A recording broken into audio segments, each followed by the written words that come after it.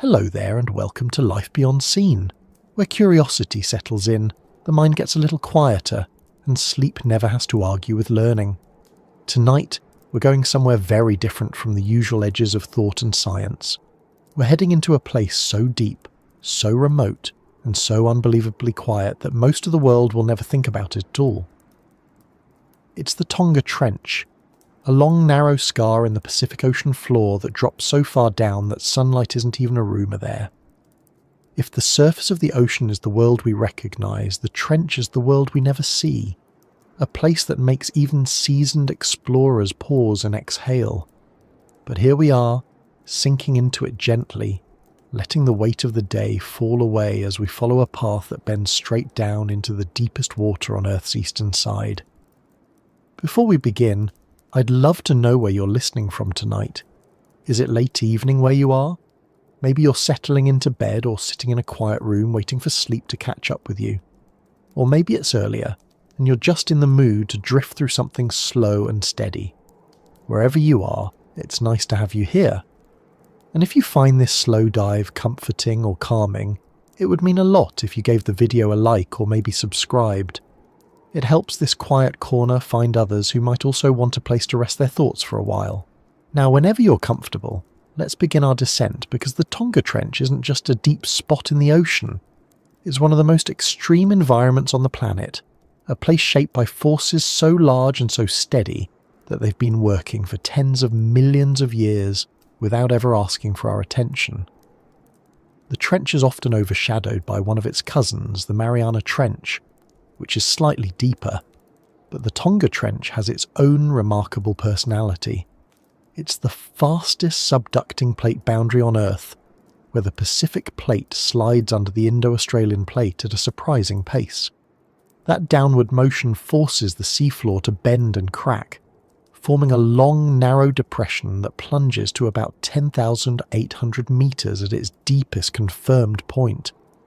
To put that in perspective, if you took Mount Everest and tucked it inside, the summit would still be more than a kilometre underwater.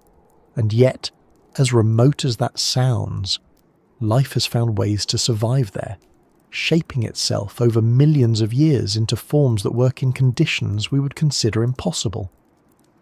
As we sink farther into this narrative, picture the way the ocean changes around us, not as a dramatic cinematic drop, but as a gradual shift. The upper layers of the Pacific are busy places. Waves roll, wind pushes, currents swirl. But beneath that surface, things begin to settle. Light fades gradually at first, then sharply, until colours vanish and only faint shapes remain. The water grows colder, pressing in from all sides with a steady, quiet strength. If sound travelled through the ocean from distant storms or migrating whales, it softens here, until even the echoes feel like memories. The descent isn't rushed.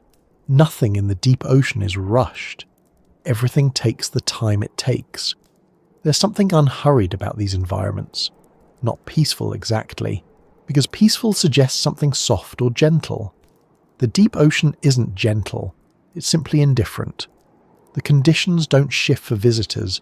They're constant, strict, and far beyond human comfort. Down here, pressure doesn't feel like a heavy weight, but like an unavoidable presence. The deeper you go, the more the ocean asserts itself. At 1,000 metres down, the pressure is already about 100 times what you're feeling right now. Farther still, it ramps up in ways that make air feel like a forgotten luxury. At the depth of the Tonga Trench, the pressure is more than 1,000 times what your body experiences at sea level. That means every square centimetre has to withstand forces that can crush steel if it isn't built for the task. And yet, creatures live there. Not just one or two stragglers, but a full ecosystem built on tiny energy sources that wouldn't keep a candle lit on the surface. This place isn't empty, it's just unfamiliar. As we continue drifting downward in our imagination, the world above starts to feel far away. Waves, sunlight, and surface noise are replaced by something consistent and cool. Water temperature drops close to freezing, though it stays just above it because of the salt content and a slow, steady circulation of deep currents. There's no day or night cycle here, no storms, no seasons. The trench isn't shaped by weather but by tectonics, pressure, chemistry, and the quiet persistence of life. It's not chaotic, it's methodical. Many of us imagine the deep ocean as a void, a huge empty space without movement or activity. But that isn't accurate. Even in the trench, the ocean is working. Particles fall from the surface, tiny fragments of dead plankton, fish scales, bits of organic matter. Scientists call this marine snow, though it doesn't look much like snowflakes. It's slower, finer, and more constant. Think of it as the ocean's version of dust, settling over everything without hurry. This continuous drift of material is what feeds much of the deep ocean life. Without sunlight, organisms here rely on whatever falls from above or what they can extract from chemical reactions around them. It's a different kind of food chain, more patient and extremely efficient. Now imagine that as we continue our descent, even the faint light filtering from far above disappears completely. At this depth, there is no natural light, not even the suggestion of it. The only illumination comes from organisms that make their own. Bioluminescence isn't rare in the deep ocean. It's common, but in the trench, creatures don't shine brightly. They use carefully timed flashes or subtle glows for communication, hunting, or avoiding being hunted. The glowing patterns aren't beautiful in the artistic sense. They're practical. Everything in the trench is practical. The Tonga Trench also has a unique topography. It isn't a smooth, clean cut. It's rugged, fractured, and shaped by millions of years of subduction. The walls are steep in places and more gradual in others. Landslides are not rare. Sediment flows can travel down its sides, stirring up clouds of fine particles that settle slowly over time. The floor isn't flat. It's uneven, shaped by the constant motion of the plates below. And yet, despite all of this movement, the trench feels steady because the shifts happen on timescales far longer than any human lifetime. As we picture ourselves drifting deeper, imagine reaching a point where familiar fish shapes fade away. Midwater species vanish, replaced by animals adapted to extreme darkness and pressure. Many are gelatinous, with bodies that don't rely on heavy skeletons. Some have skin so thin it looks like a film of water. Others have jaws that fold wider than seems reasonable given their size because food is rare, and when it appears you take what you can get. Vision becomes less important. Smell, vibration detection, and sensitivity to pressure changes become the main tools for survival. Every meter we sink into the trench takes us closer to a world where evolution has shaped life differently. Not better, not worse, just differently. Some creatures here grow slowly, some live surprisingly long lives. Others reproduce in ways that seem odd but are completely logical for the environment. There is no wasted energy. Every adaptation solves a problem that surface life doesn't have to think about.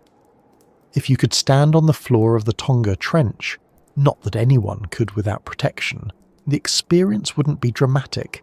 It would be quiet. The kind of quiet that makes you aware of your own presence more than anything else. The water is near freezing. The pressure enormous. The landscape unfamiliar, with fine sediment layers and small ridges shaped by geological movement. There are creatures here, but they don't move much unless they need to. Their energy budgets are strict. Their lives are slow, not peaceful again, but deliberate. What makes this place so interesting isn't that it's hostile. Many places on Earth are hostile. What makes the Tonga Trench fascinating is how thoroughly life has adapted to it. The organisms here don't merely survive the conditions, they depend on them. Remove the pressure, change the temperature, or expose them to light, and they wouldn't thrive. Some wouldn't survive at all. Their internal chemistry is built for the environment most of us would consider unlivable. That's the beauty of studying extreme environments. They remind us that life on Earth is versatile. It has explored nearly every corner of the planet over billions of years. It doesn't need comfort, it needs consistency, and the Tonga Trench is nothing if not consistent. Before we leave this first stretch of our descent, think about how little of the ocean has been explored. Not in a dramatic way, just factually. More than 80% of the world's ocean floor remains unmapped in high detail. The deeper you go, the fewer measurements we have. The trench itself has been visited by only a handful of submersibles. Most of what we know comes from remotely operated vehicles, pressure-resistant cameras, sonar mapping, and sediment samples. There's a vast amount of information left to uncover, not because it's hidden, but because it's difficult to reach. Yet even with the limited data we have, the trench tells us a lot about how the Earth works. It tells us about plate tectonics, deep sea circulation, chemistry and biology. It even gives clues about how life might exist elsewhere in the universe. If organisms can thrive here, in near total darkness, high pressure, and with minimal energy, then perhaps life can do the same on icy moons, deep subsurface oceans, or other extreme environments beyond Earth. For now, though, we're staying right here, continuing our steady drift downward. We've only begun to describe what the trench holds. There's a long way to go, and many layers of this undersea world to explore, from the geological forces shaping its walls to the faint flickers of the creatures that call it home. Whenever you're ready, we'll keep sinking into this environment, following the path the Pacific has carved over millions of years, looking at what lives in one of the planet's most remote places and how it survives. There's no need to rush. Everything in the deep moves at its own pace. We'll move with it. As we continue drifting downward through this unseen part of the Pacific, the story ahead shifts from the quiet calm of the water to the immense forces that shaped all of this long before anyone thought to name it. The Tonga Trench isn't just deep. It's a clear demonstration of what happens when the surface of the Earth stops behaving like a solid shell and instead reveals itself as something dynamic, slow-moving, and constantly reshaping. The world beneath the ocean isn't still. It moves, bends, sinks, and rises, even if all of it happens at a pace that makes human lifetime seem brief in comparison. And the trench we're sinking toward is one of the sharpest examples of those forces at work. Imagine the Earth's outer layer not as a single piece, but as a collection of massive sections, each one sliding over the surface of the mantle. Some of these plates push together, some pull apart, others slide past each other in ways that create earthquakes, volcanic arcs, and enormous ridges. The Tonga Trench exists because one of these boundaries has been pulling downward for millions of years. The Pacific Plate, which stretches under an enormous portion of the ocean, is slowly sinking beneath the Indo-Australian Plate in a process geologists refer to as subduction. The word itself sounds simple, but the scale of what it describes is anything but. This motion is not fast in any human sense. If you were to stand on the seafloor at the trench's edge, you wouldn't see the plates moving. You wouldn't feel anything shift beneath your feet. But on a geological timeline, the movement is dramatic. The Pacific Plate dives beneath the Indo-Australian Plate at up to 24 centimetres per year. For a long time, numbers like that feel abstract, because centimetres per year sounds almost unnoticeable. But place it over millions of years, and the picture becomes clear. The downward motion has pulled the seafloor into one of the deepest underwater valleys on the planet, carving a long, narrow form that stretches for more than 500 kilometres. To picture what this looks like, think less of a canyon, and more of a long fold in the seafloor. The trench is shaped like a crescent. Its sides are steep, and its floor sits at a depth that pushes the limits of what life can handle. Everything about it was created by the motion of these plates as they grind, bend, and descend into the mantle. This movement is relentless. It does not pause. It does not reverse. It simply continues a process started long before humans existed, long before the first complex species evolved in the oceans. As we descend farther in this narrative, Imagine the surface world above beginning to feel small. The Pacific stretches out in all directions, but beneath it lies this narrow scar, a place shaped not by storms or currents, but by deep earth mechanics. The trench isn't smooth or symmetrical.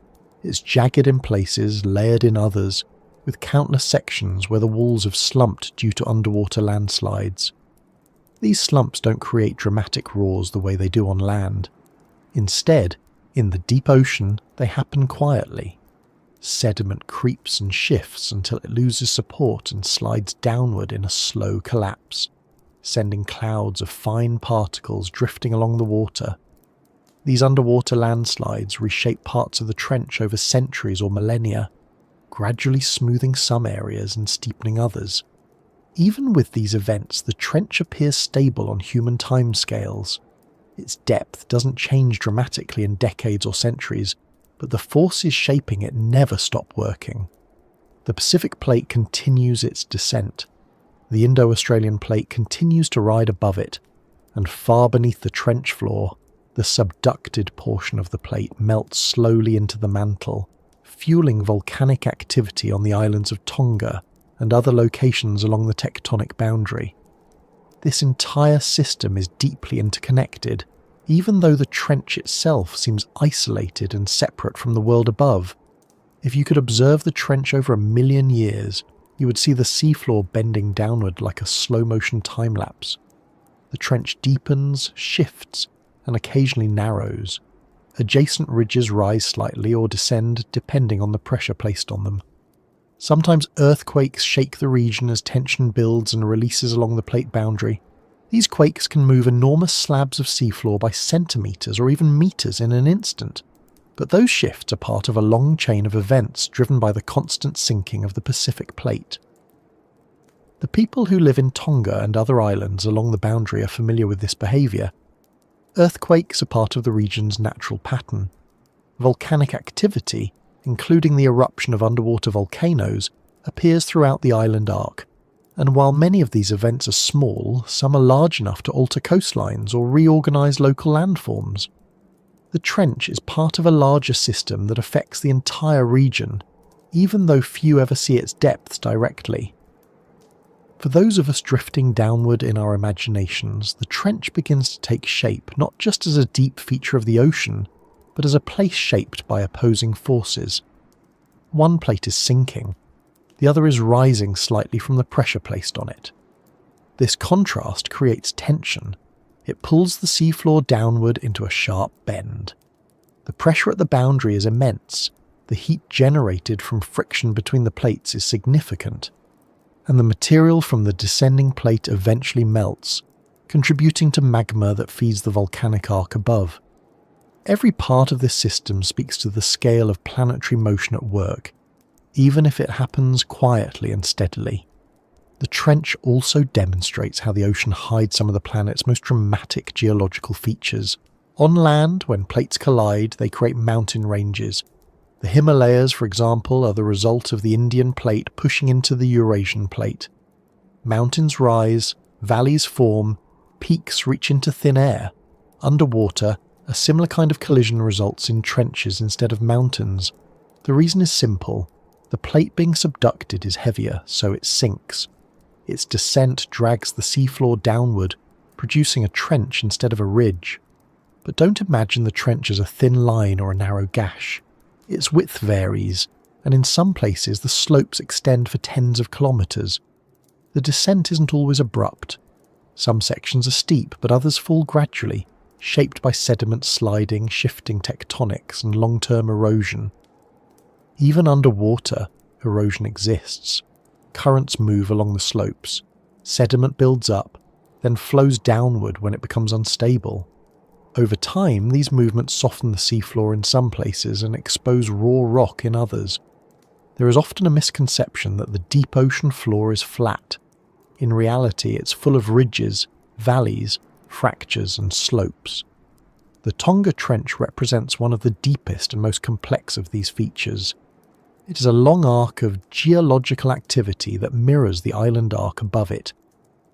The islands of Tonga form a curved chain that follows the trench's general shape, creating a clear example of how surface geography reflects the unseen boundaries beneath it. As we continue sinking deeper in this description, it becomes easier to see why the trench is such an important field of study. It gives geologists insight into the behaviour of plates, mantle dynamics, volcanic systems, and even how the oceans themselves evolve over long periods. The trench affects everything from deep-sea currents to the distribution of marine species. Its shape influences where sediment accumulates. Its pressure determines which organisms can survive in its depths. Its location impacts seismic activity across the entire region. Even though we rarely think of the seafloor as a place that's constantly moving, the Tonga Trench reminds us that Earth is not a still planet. Its surface is divided into pieces that drift slowly, directed by the slow churn of the mantle beneath. The trench is one of the clearest edges where this movement becomes visible through extreme depth. The crack in the Earth's armour is not a precise line, it is a zone, a region where the plates interact, and the trench itself, while narrow compared to the ocean's width, is broad compared to anything we experience on land. Its walls are kilometres tall, its slopes cover enormous distances. Its floor is a space where pressure and isolation define everything that can exist there. Humans have reached the trench floor only a few times. The pressure requires specialised equipment. The descent takes hours, and the environment at the bottom is too harsh for direct observation without highly reinforced vessels. Still, each expedition reveals more about the geology of the region. Cameras capture footage of fine sediment flows. Instruments measure the temperature and chemistry of the water. Sediment cores reveal layers of material that have settled over thousands of years. One detail that stands out about the trench is how dynamic it remains. Subduction zones are active. They generate movement. They produce earthquakes. They reshape the ocean floor. Even though the trench seems like a stable, permanent part of the Earth's landscape, it is changing. Slowly, consistently, but undeniably. The trench isn't just the result of a crack. It's a system, a conveyor belt of ocean crust that sinks into the mantle, a geological cycle that consumes old seafloor and eventually contributes to new crust forming at mid-ocean ridges thousands of kilometres away. The ocean floor is constantly recycled through these processes, and trenches like the Tonga Trench are one of the primary entry points for this cycle. Without subduction zones, the Earth's surface would be vastly different. Mountains, volcanoes, oceans, and continents rely on these interactions to maintain the balance of forces that shape the planet over long timescales. For now, as we picture ourselves descending even deeper, it becomes clear that the trench is more than just depth. It is history carved into the ocean floor. It is motion embedded in rock. It is pressure turned into landscape. And with each metre downward, we find ourselves not just moving into a darker part of the ocean, but into a quieter version of Earth's geological story. There is no need to hurry through this part of the journey. The trench isn't going anywhere. The plates will continue their slow descent. The sea floor will continue bending. The island arc above will continue its rise. And we will continue drifting deeper into the next stretch of that story, where the darkness becomes complete and the conditions begin to shift from pressure and geology into the strange realities of life that endures far below anything the surface world ever notices. As we continue descending through this imagined stretch of the Pacific, the changes around us become more distinct in ways that don't depend on dramatic shifts or sudden revelations.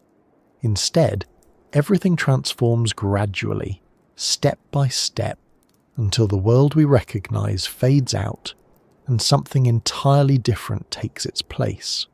Light, the familiar companion of our days, disappears long before we reach the trench itself. But down here, darkness isn't just the absence of sunlight. It's an environment with its own rules, its own structure, and a surprising amount of activity woven through it. The ocean loses colour before it loses brightness. Reds vanish first, then oranges, then yellows.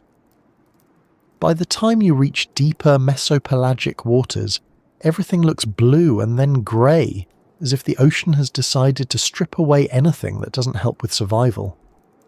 And beyond that point, the last traces of brightness collapse into complete black. Not the kind of black you see when the lights go out in a room, because even then your eyes try to adjust. Down here they can't adjust to anything. There is nothing for them to find. This isn't a place where night arrives as a temporary visitor. The darkness is constant, unbroken, permanent. It's the same whether a storm rages at the surface or whether the Pacific lies flat and calm. Day and night don't exist here. Seasons don't touch this part of the world. Weather systems that churn above never reach it. The environment is steady in a way that feels almost foreign, even when we're only visualizing it from a safe distance. Everything you might expect from a living environment, shadows, flickers of movement, faint outlines, becomes something that depends entirely on the organisms that live here, because they are the only sources of light at all. Most animals living in the upper layers of the ocean rely on eyes adapted to low light, but below a certain depth, even those adaptations lose their value. Some of the creatures that begin to appear here still have eyes, but they are either extremely large or just functional enough to detect faint glows from nearby organisms.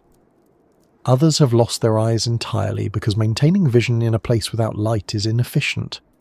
And in the deep ocean, efficiency matters. Every unnecessary function becomes a liability, so evolution trims details where they aren't needed. This region is shaped by darkness in ways that become more obvious the deeper we go. Even before reaching the trench itself, the water is already well below freezing if not for the salt that keeps it liquid. The cold slows biological processes. Movement becomes measured. Energy must be used sparingly. And since food is limited, creatures can't afford quick mistakes. They live slow lives, shaped by scarcity and caution. Though the environment is dark, it is not empty. Many deep-sea organisms create their own light through bioluminescence. It's easy to imagine these lights as bright and colourful, but most deep-sea glows are faint, pale blue or green, and appear in quick pulses or small dots rather than broad beams. These glimmers serve specific purposes. A fish might emit a quick flash to distract a predator, or a drifting organism might use a glow to attract prey. Some animals use bioluminescence to camouflage themselves by matching the dim glow from above, though down here that glow is so faint that it's barely useful. In the region surrounding the Tonga Trench, bioluminescence becomes rare as the depth increases. It doesn't disappear entirely, but the deeper the environment becomes, the smaller the number of organisms that rely on light to communicate. Many of the trench's inhabitants use chemical and mechanical signals instead. They sense changes in water movement. They detect vibrations. They rely on touch more than sight. Everything becomes slow. Everything becomes cautious. And everything becomes adapted to a world where light is a rare resource, not a constant presence. The darkness also changes how the environment feels emotionally as we imagine moving through it. It isn't threatening or hostile, it's indifferent. Nothing here cares whether something is watching or whether something is passing through. Darkness, pressure, and cold are simply the conditions that exist, and life has evolved around them. The pressure increases steadily as we descend. At a few hundred meters, it's already enough to crush air-filled cavities. At 1,000 meters, the pressure becomes a serious limiting factor for many species. Farther down, near the deepest regions of the trench, the pressure reaches more than 1,000 times what you feel at the surface. Any organism that survives here must be built to handle that constant force. There are no echoes in this darkness. Sound travels efficiently through the ocean, but without surfaces or structures to bounce off of, noises become dull or directionless. A creature moving nearby might produce a faint rustle or a soft shifting of water, but most movement is quiet. Even predators here rely more on stillness and patience than chase or speed. They wait for opportunities rather than pursuing them. If you could listen closely in this black water, you wouldn't hear familiar animal sounds. You might hear small pops from shifting organisms or faint vibrations from distant sources, but there would be no low rumbles or sharp calls associated with marine animals higher up in the water column. The deeper the environment becomes, the more the concept of sound loses its familiar structure. The darkness affects everything from feeding patterns to body structures. Many trench area species have gelatinous bodies that allow them to withstand extreme pressures without collapsing. They don't need rigid bones. Their tissues are soft, flexible, and filled with water matching the environment. This not only helps them survive, but also helps them conserve energy. Hard structures take effort to maintain. Soft structures adapt naturally. The deeper we imagine ourselves drifting, the fewer animals have recognizable shapes. Some have elongated bodies. Some have wide jaws disproportionate to their size, because any opportunity to feed must be taken fully. Some drift rather than swim. Some never move more than a few meters from where they started life. Everything is shaped by the need to survive with limited resources and without light. The darkness also influences how organisms reproduce. Many deep-sea animals release eggs or larvae that drift upward into higher, more food-rich waters. Once there, the young feed and grow before slowly descending back into the deep. This strategy increases the chances of survival because the upper layers of the ocean have more nutrients and more energy available. But eventually the organisms must return to darkness, where adults continue their slow lives. Down here, predators aren't defined by speed, they're defined by patience. Large eyes on some species allow them to detect even the faintest glimmer of light produced by a passing organism. Long, thin filaments act like sensors, helping animals detect the smallest changes in water movement. A shift of a few centimeters can indicate the presence of prey or danger. These organisms don't chase their meals across large distances. They wait for them to drift close enough. For many creatures that live near the trench, density becomes an advantage. Some species rely on body structures that match almost exactly the density of seawater, allowing them to hover without effort. Movement becomes minimal. Energy consumption becomes predictable. A creature might remain suspended for hours or days until something edible passes close enough to grab. As we drift through this description, it becomes clearer that darkness is not a passive part of the environment. It's an active force that shapes every detail of life in the trench.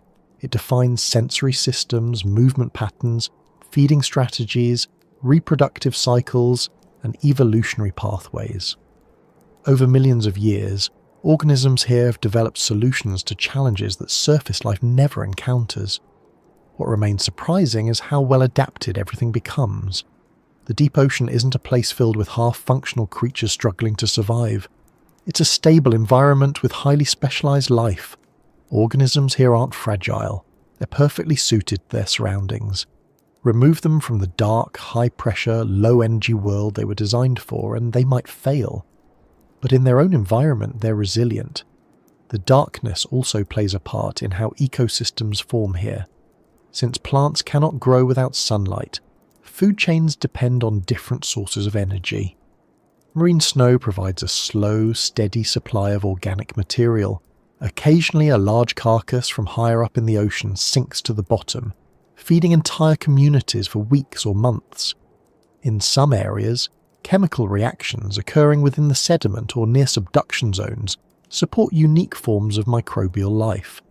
These microbes become the base of localized food webs that operate independently from the surface world.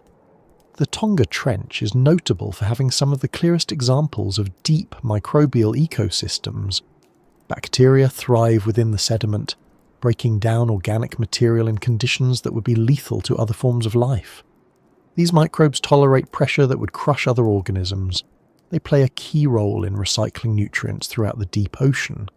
Some scientists study these bacteria to understand how life might develop on other planets or moons, where sunlight is absent and conditions resemble the deep ocean more than the surface world.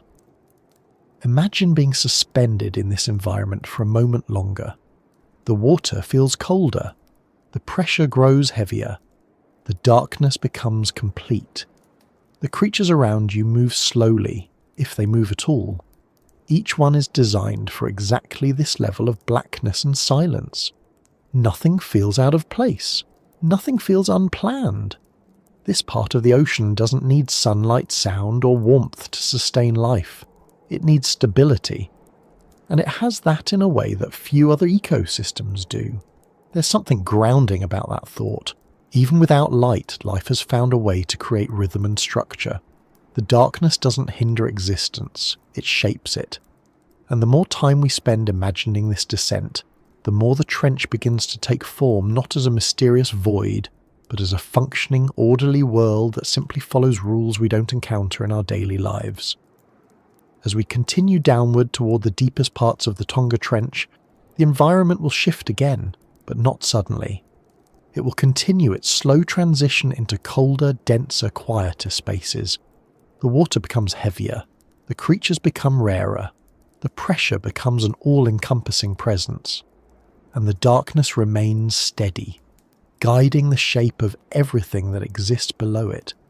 When you're ready, we can continue drifting even farther, following the descent into a place where pressure becomes one of the dominant forces shaping life, where bodies must adapt not just to lack of light, but to the crushing weight of the entire ocean resting above them.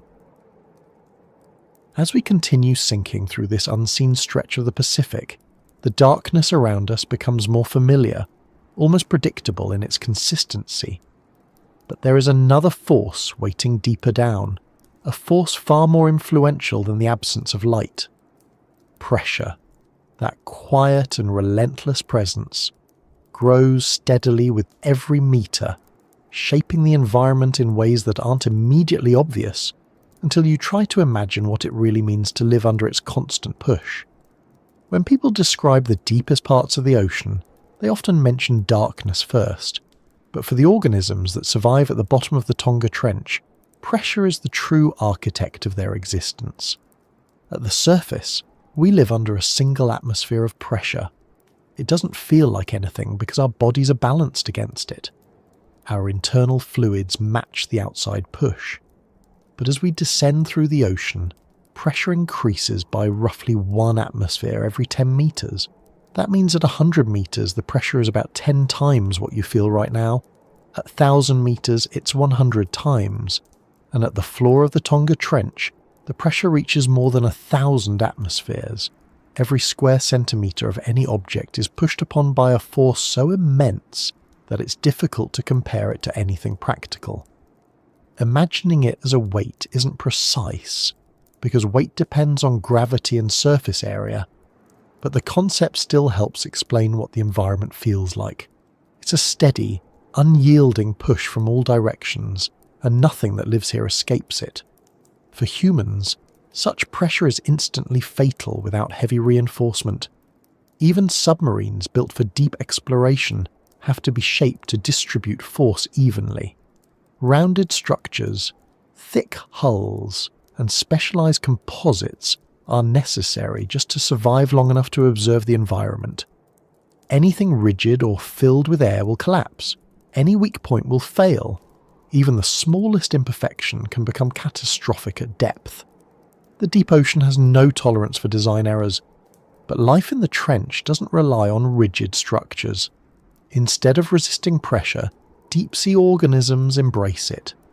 Their bodies aren't designed to fight against the push of the water, they're designed to match it. Many have no air pockets at all, no lungs, no gas-filled cavities, no rigid skeletons that could fracture or compress. Their softer bodies equalize the internal and external pressure automatically, because the water inside them matches the water around them.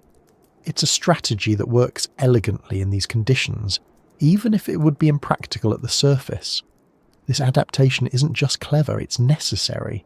Without it, the immense pressure would crush cells, collapse membranes, and damage proteins. Many deep-sea organisms have biochemistry that compensates for these effects. They produce molecules that stabilize cell structures against pressure-induced distortion. These compounds help proteins maintain their shape and allow membranes to stay flexible. Everything about their biology is calibrated for this environment. As we drift deeper into the trench's imagined descent, it becomes clear that pressure doesn't simply make life difficult, it changes what life can be. A fish shaped for the surface ocean won't survive here. Neither will most creatures adapted to the upper mesopelagic or even the bathypelagic zones.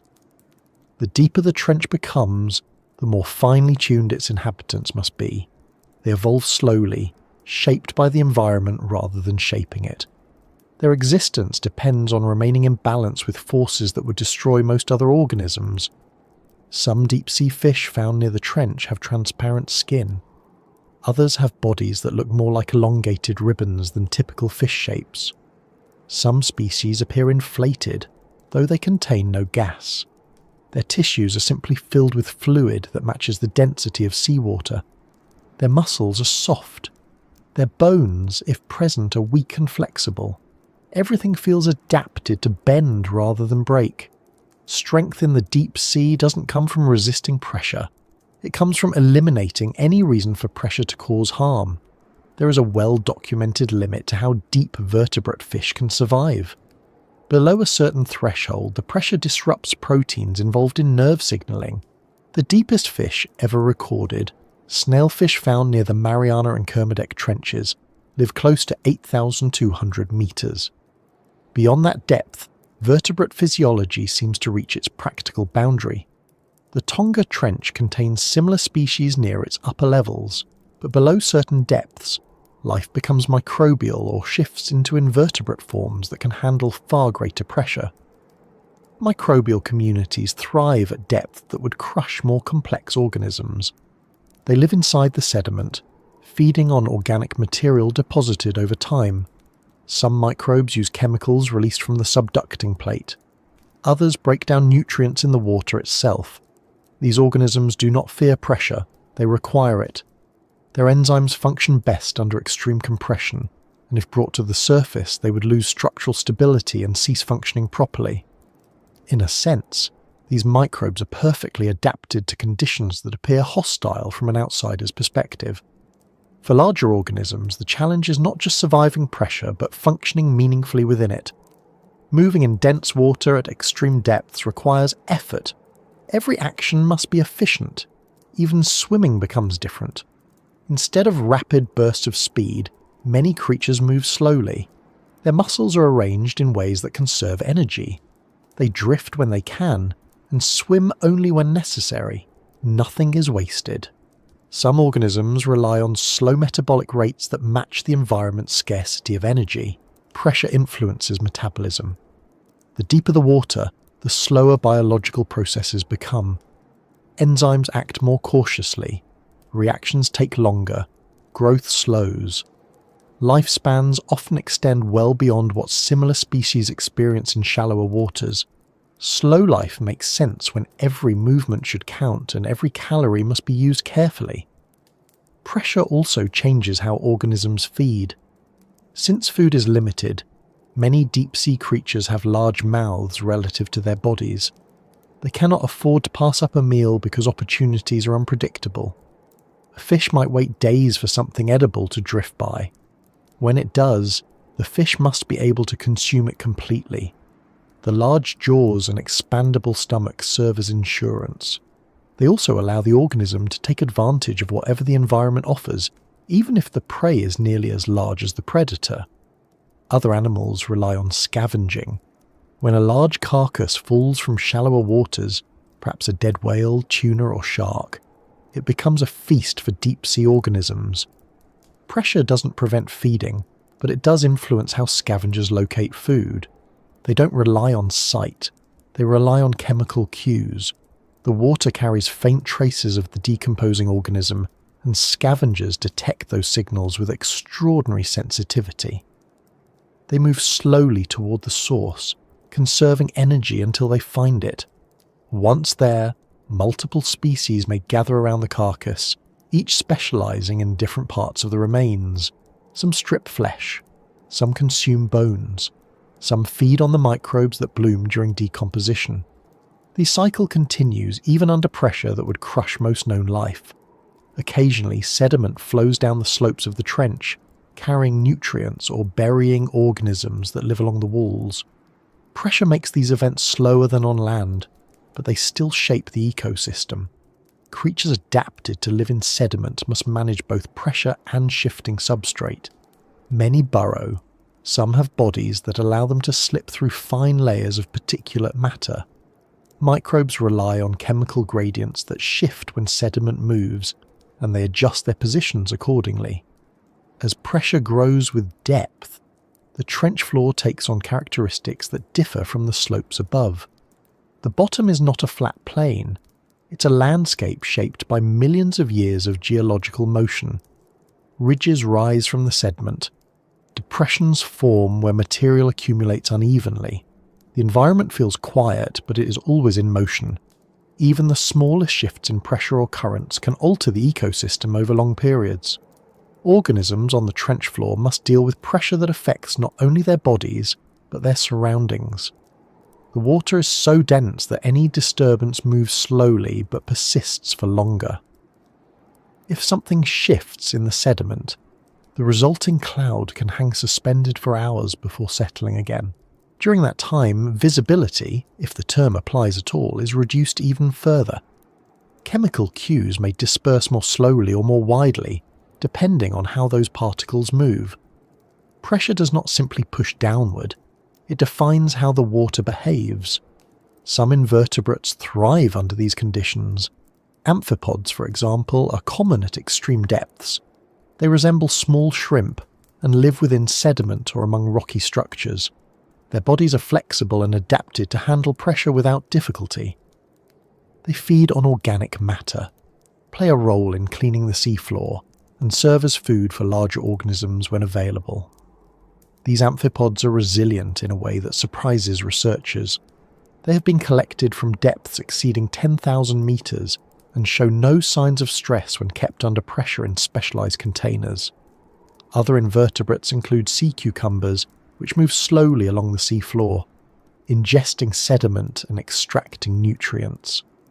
Their soft bodies conform to the environment, and their feeding strategy fits the slow, steady pace of life here. Some sea cucumbers living near deep trenches have unusual shapes or adaptations that help them navigate steep or uneven terrain. They are simple creatures, but they play an important role in cycling nutrients. Throughout the trench region, pressure affects not only organisms but also physical processes. Chemical reactions take place more slowly, diffusion changes, even the properties of water shift slightly under extreme compression. Density increases, solubility of gases changes. The behavior of minerals and sediments becomes different from what we see in shallower environments.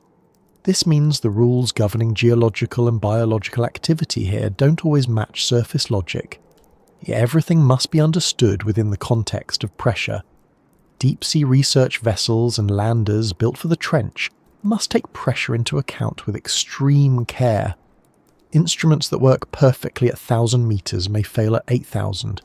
Sensors must be enclosed in housings capable of withstanding crushing force.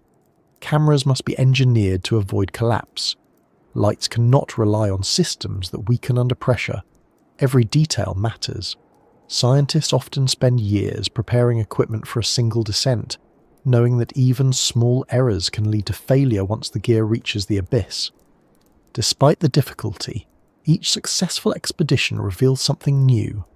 Pressure-resistant cameras have filmed delicate organisms navigating the trench floor. Chemical sensors have measured gradients within the sediment. Robotic arms have collected samples from environments that seem almost impossible to reach. These discoveries continue to shape our understanding of how life functions under extreme conditions. Pressure also affects how organisms within the trench respond to threats. Predation, while slower and less dramatic than in shallower waters, still occurs. A predator sensing movement might take minutes to approach. A prey organism might glide slowly away, trying to avoid detection. Nothing happens suddenly. The environment does not support sudden movement. Water density is too high, and the energy costs are too great. Life here follows a measured rhythm, shaped by the weight of the ocean above it. As we continue this imagined descent toward the deepest regions of the Tonga Trench, the pressure becomes an ever-present character in the story. It's not a force that demands attention. It doesn't announce itself with noise or motion. It simply exists as a constant background presence, influencing every moment and every organism.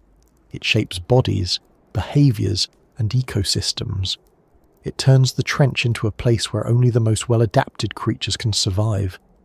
And as we drift deeper into this environment, pressure becomes not just a physical condition, but the foundation for everything that comes next.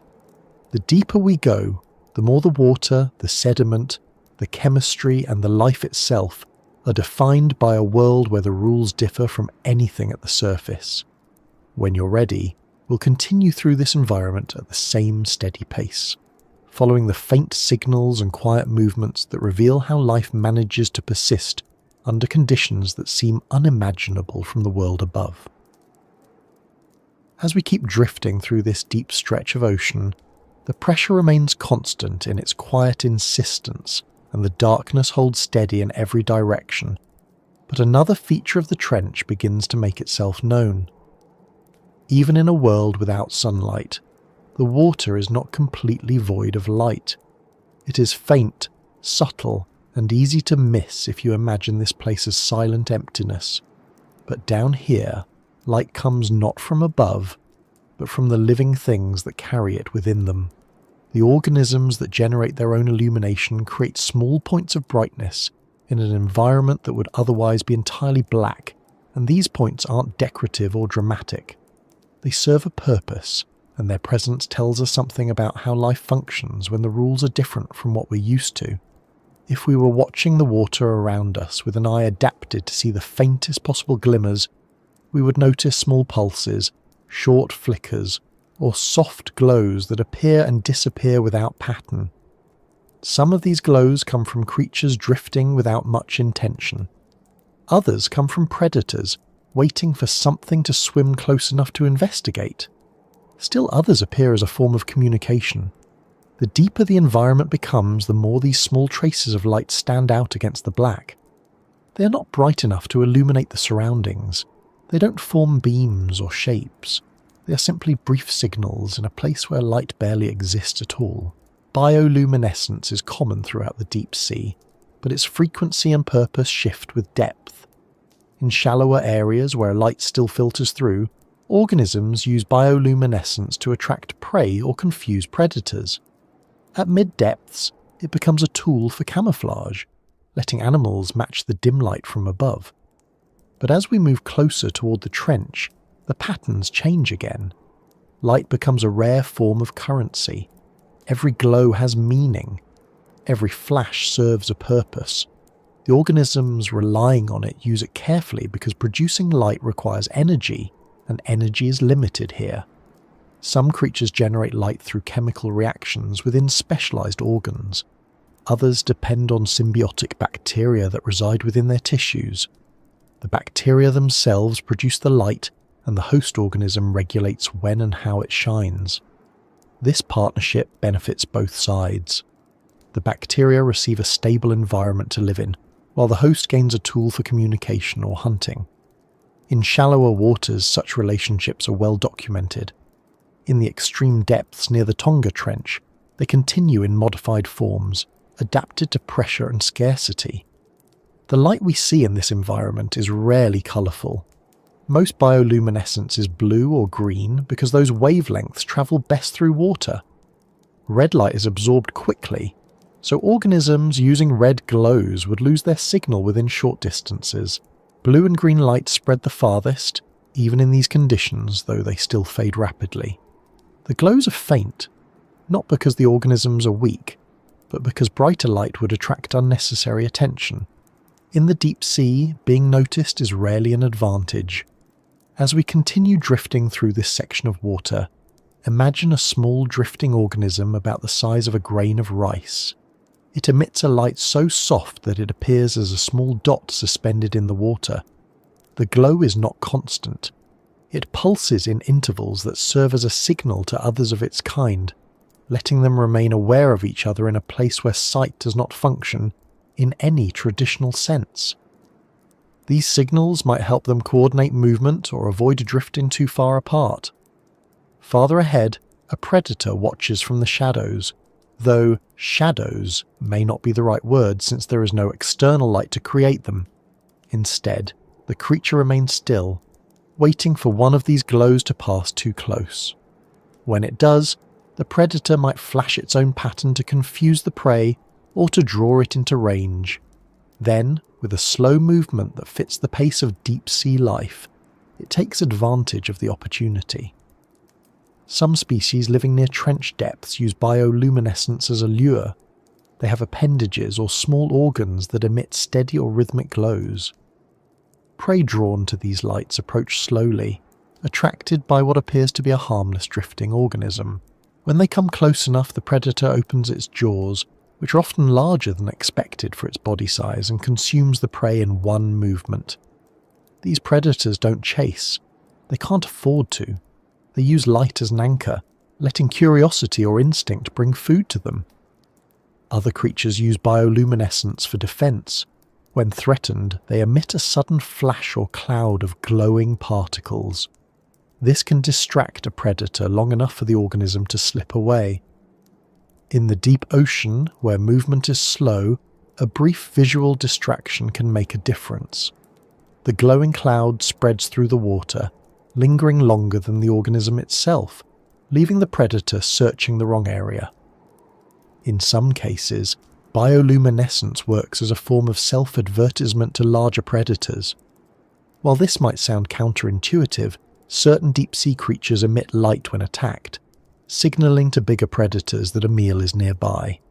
If a larger predator comes to investigate, it may target the original attacker instead, giving the glowing creature a chance to escape.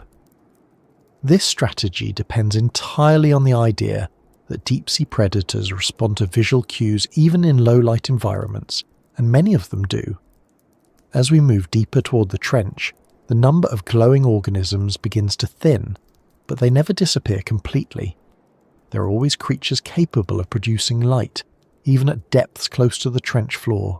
These species tend to be smaller and more specialized than their mid-ocean counterparts. Their glows are shorter and more controlled. Their response times are slower, shaped by the pressure and cold that govern every part of their lives. One example that helps illustrate this adaptation is the deep-sea amphipod. While not all amphipods glow, some species found in trench environments emit faint light when disturbed. This defense mechanism may help them survive encounters with predators. Amphipods are important in deep ecosystems because they consume organic material that settles from above, breaking it down into nutrients used by other organisms. If amphipods relied only on their size or speed to survive, they wouldn't last long. Their ability to produce light, even weakly, plays a role in their survival strategy. Other deep-dwelling creatures, like certain species of comb jellies, use rows of cilia to create faint glowing patterns. These patterns shimmer along their transparent bodies, though the light isn't produced through bioluminescence in the strict sense. Instead, it results from the way their cilia scatter whatever faint ambient light might be present. In the trench environment, this effect is minimal, but comb jellies can also produce their own faint glows when necessary. These glows are subtle waves rather than distinct flashes, creating a visual effect that looks more like a shifting outline than a clear pattern. Predators don't ignore these lights. They depend on them. Since vision becomes less effective at extreme depths, any source of illumination becomes a potential source of energy.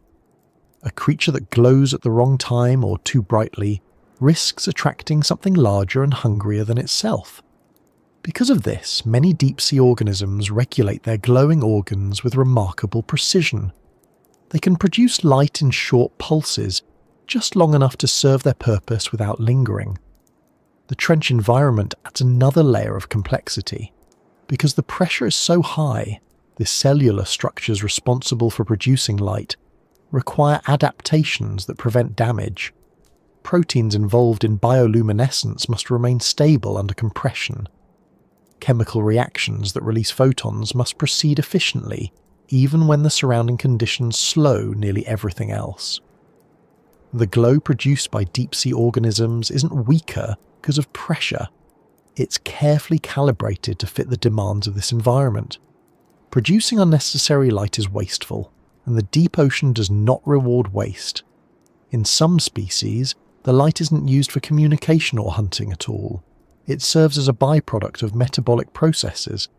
These organisms release light accidentally during chemical reactions, though evolution often shapes these accidental glows into something functional over time. In areas close to hydrothermal or serpentinization-related chemical processes, faint light signals sometimes arise from bacteria colonizing the surrounding sediments. These glows might be invisible to most animals, but there are species capable of detecting them and using the information to navigate or locate resources.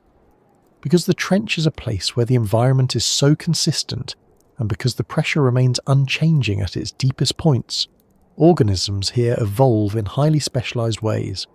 Some creatures living near the Tonga Trench floor display bioluminescent features that allow them to identify members of their own species. Since visual recognition is limited, these glows function more like markers than images. A pattern of dots, a faint line along the body, or a brief sequence of pulses might tell another organism whether it's encountering a mate, a competitor, or something irrelevant. Bioluminescence also plays a role in how deep-sea organisms structure their movements. While many trench-dwelling animals move slowly, they still navigate their environment with intention. A faint glow helps orient them within an otherwise uniform black field. For some species, this glow may only be visible to themselves, reflected off nearby particles or surfaces in ways too subtle for predators to detect. The light becomes a private tool, not a broadcast signal. There are also organisms that avoid producing any light at all. For them, even faint bioluminescence is too risky. These species rely entirely on chemical cues or pressure-sensitive structures to navigate. But even in the presence of such non-luminous creatures, the deep sea is never entirely dark. Somewhere nearby, another organism produces a brief pulse or glow, reminding us that the darkness is shared with life that has found ways to make its presence known. As we continue imagining ourselves drifting deeper toward the trench, the glowing organisms become occasional companions rather than frequent ones. They appear here and there, not in clusters but individually, each one maintaining its own rhythm or pattern. They create an impression of scattered points of light suspended across vast distances. These points don't illuminate the environment, but they give the deep ocean a distinctive texture that exists only because life has adapted to darkness in such intricate ways. If we were to follow one of these glowing organisms, we would see how its light changes based on its behavior. A drifting organism might pulse more slowly when at rest, then increase its frequency when sensing movement nearby. A predator might hold its glow steady to attract attention, or it may extinguish it entirely while tracking chemical cues. These choices aren't conscious in any human sense, but they are forms of behavior optimally shaped by survival. Even microbial life participates in these faint displays.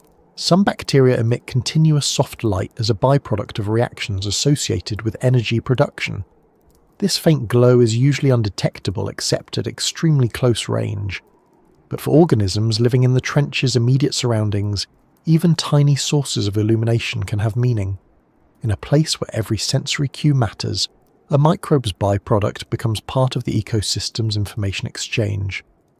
As we drift further, the brightness of the occasional bioluminescent pulse begins to stand out more against the uniform environment. Pressure remains steady. The cold remains unchanging. But the glows, faint as they are, break the monotony of darkness and create moments of activity in a world that moves at a slow, careful pace. These glows aren't grand displays, they are functional signals in a place where efficiency and survival shape every detail. The deeper we move, the more the glowing organisms feel like brief visitors rather than constant companions. They pass by with measured movements, conserving energy.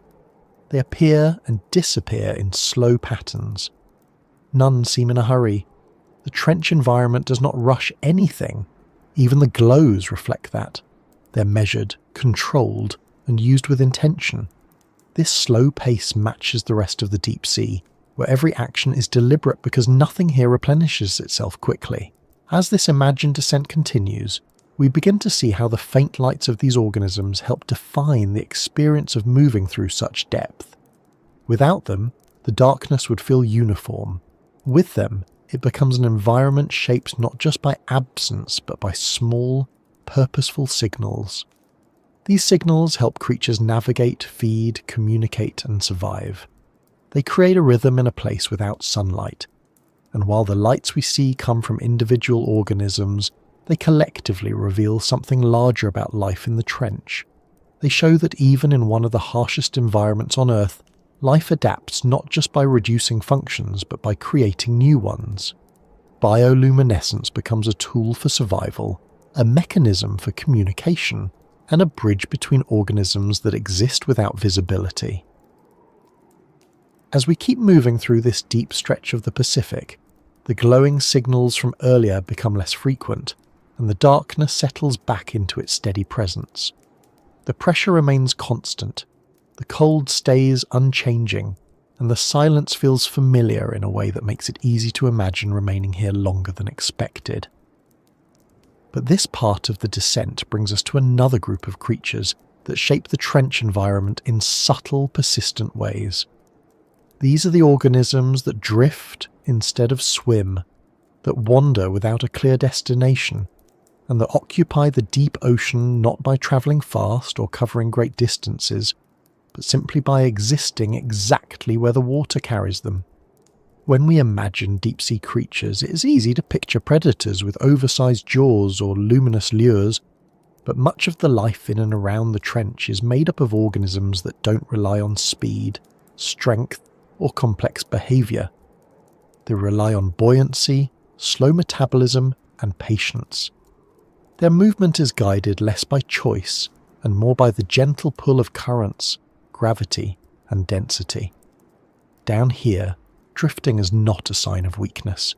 It's an effective strategy shaped by a world where energy is rare and backgrounds never change quickly. Some of the first wanderers we meet in this stretch of ocean are gelatinous organisms that resemble ribbons or soft sheets, rather than defined bodies. They aren't helpless, but their movement is minimal. A gentle undulation of their tissues carries them forward. The motion is almost too slow to notice. They do not charge toward anything. They simply move enough to reposition themselves when the environment requires it. These organisms use their gelatinous bodies to manage buoyancy. Their tissues match the density of seawater closely, allowing them to suspend themselves without effort. If they need to rise or sink, small adjustments in internal fluid composition are enough. They don't fight the environment, they work with it, letting the water's natural motion guide their path. Nearby, other drifters appear with even simpler structures. Some lack clear heads or tails. Their bodies resemble soft cylinders with thin membranes trailing behind them. These membranes catch microscopic particles in the water, functioning as feeding structures. They don't need to chase prey. Instead, they filter tiny bits of organic matter that drift past, relying on currents to bring food rather than spending energy to find it. These drifting lifestyles might seem passive, but in the deep ocean, passivity can be efficient. Here, energy conservation is one of the most important survival strategies. Any attempt at rapid movement or active hunting would require energy that the environment cannot consistently provide. So instead, these creatures settle into a rhythm defined by stillness and slow repositioning. Among them are the larvaceans, small tadpole-like organisms that construct delicate mucus structures known as houses. These houses act as filtration systems, capturing small particles from the water. As the house becomes clogged, the larvacean abandons it and builds a new one, a process that occurs repeatedly throughout its life. These discarded houses sink to the seafloor, adding to the deep ocean's supply of organic matter.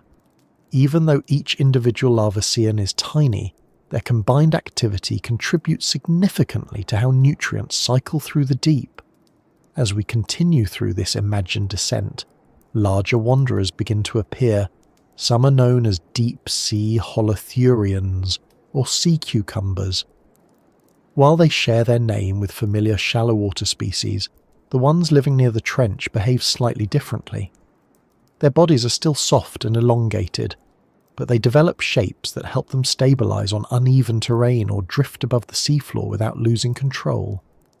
Many of them use slow undulations or slight fin movements to rise just above the sediment, letting currents move them short distances before they settle back down to feed. These organisms do not rush. Their feeding strategy is deliberate.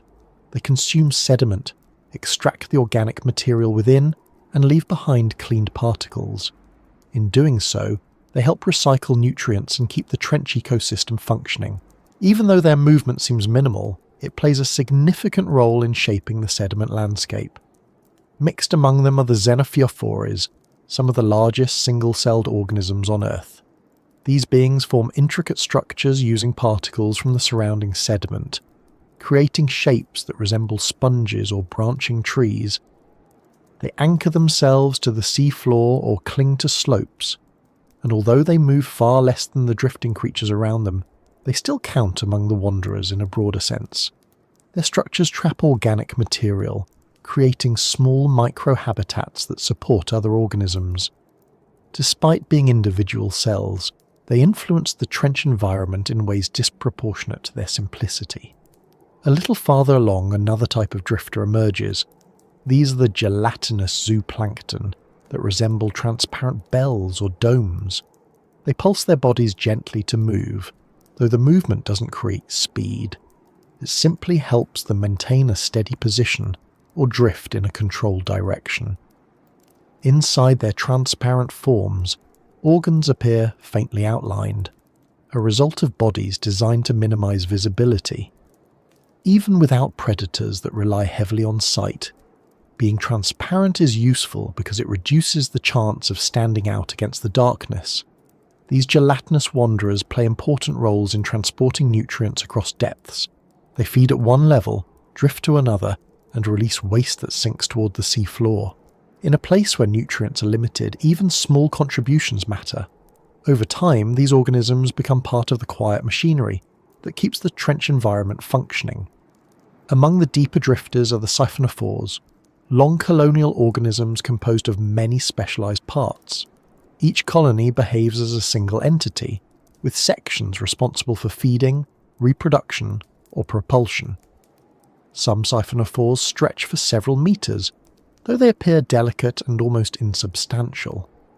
Their bodies form chains that drift through the water, sometimes moving as slow waves ripple along their length. These chains are finely balanced. A disturbance in one section can trigger slight adjustments across the entire structure.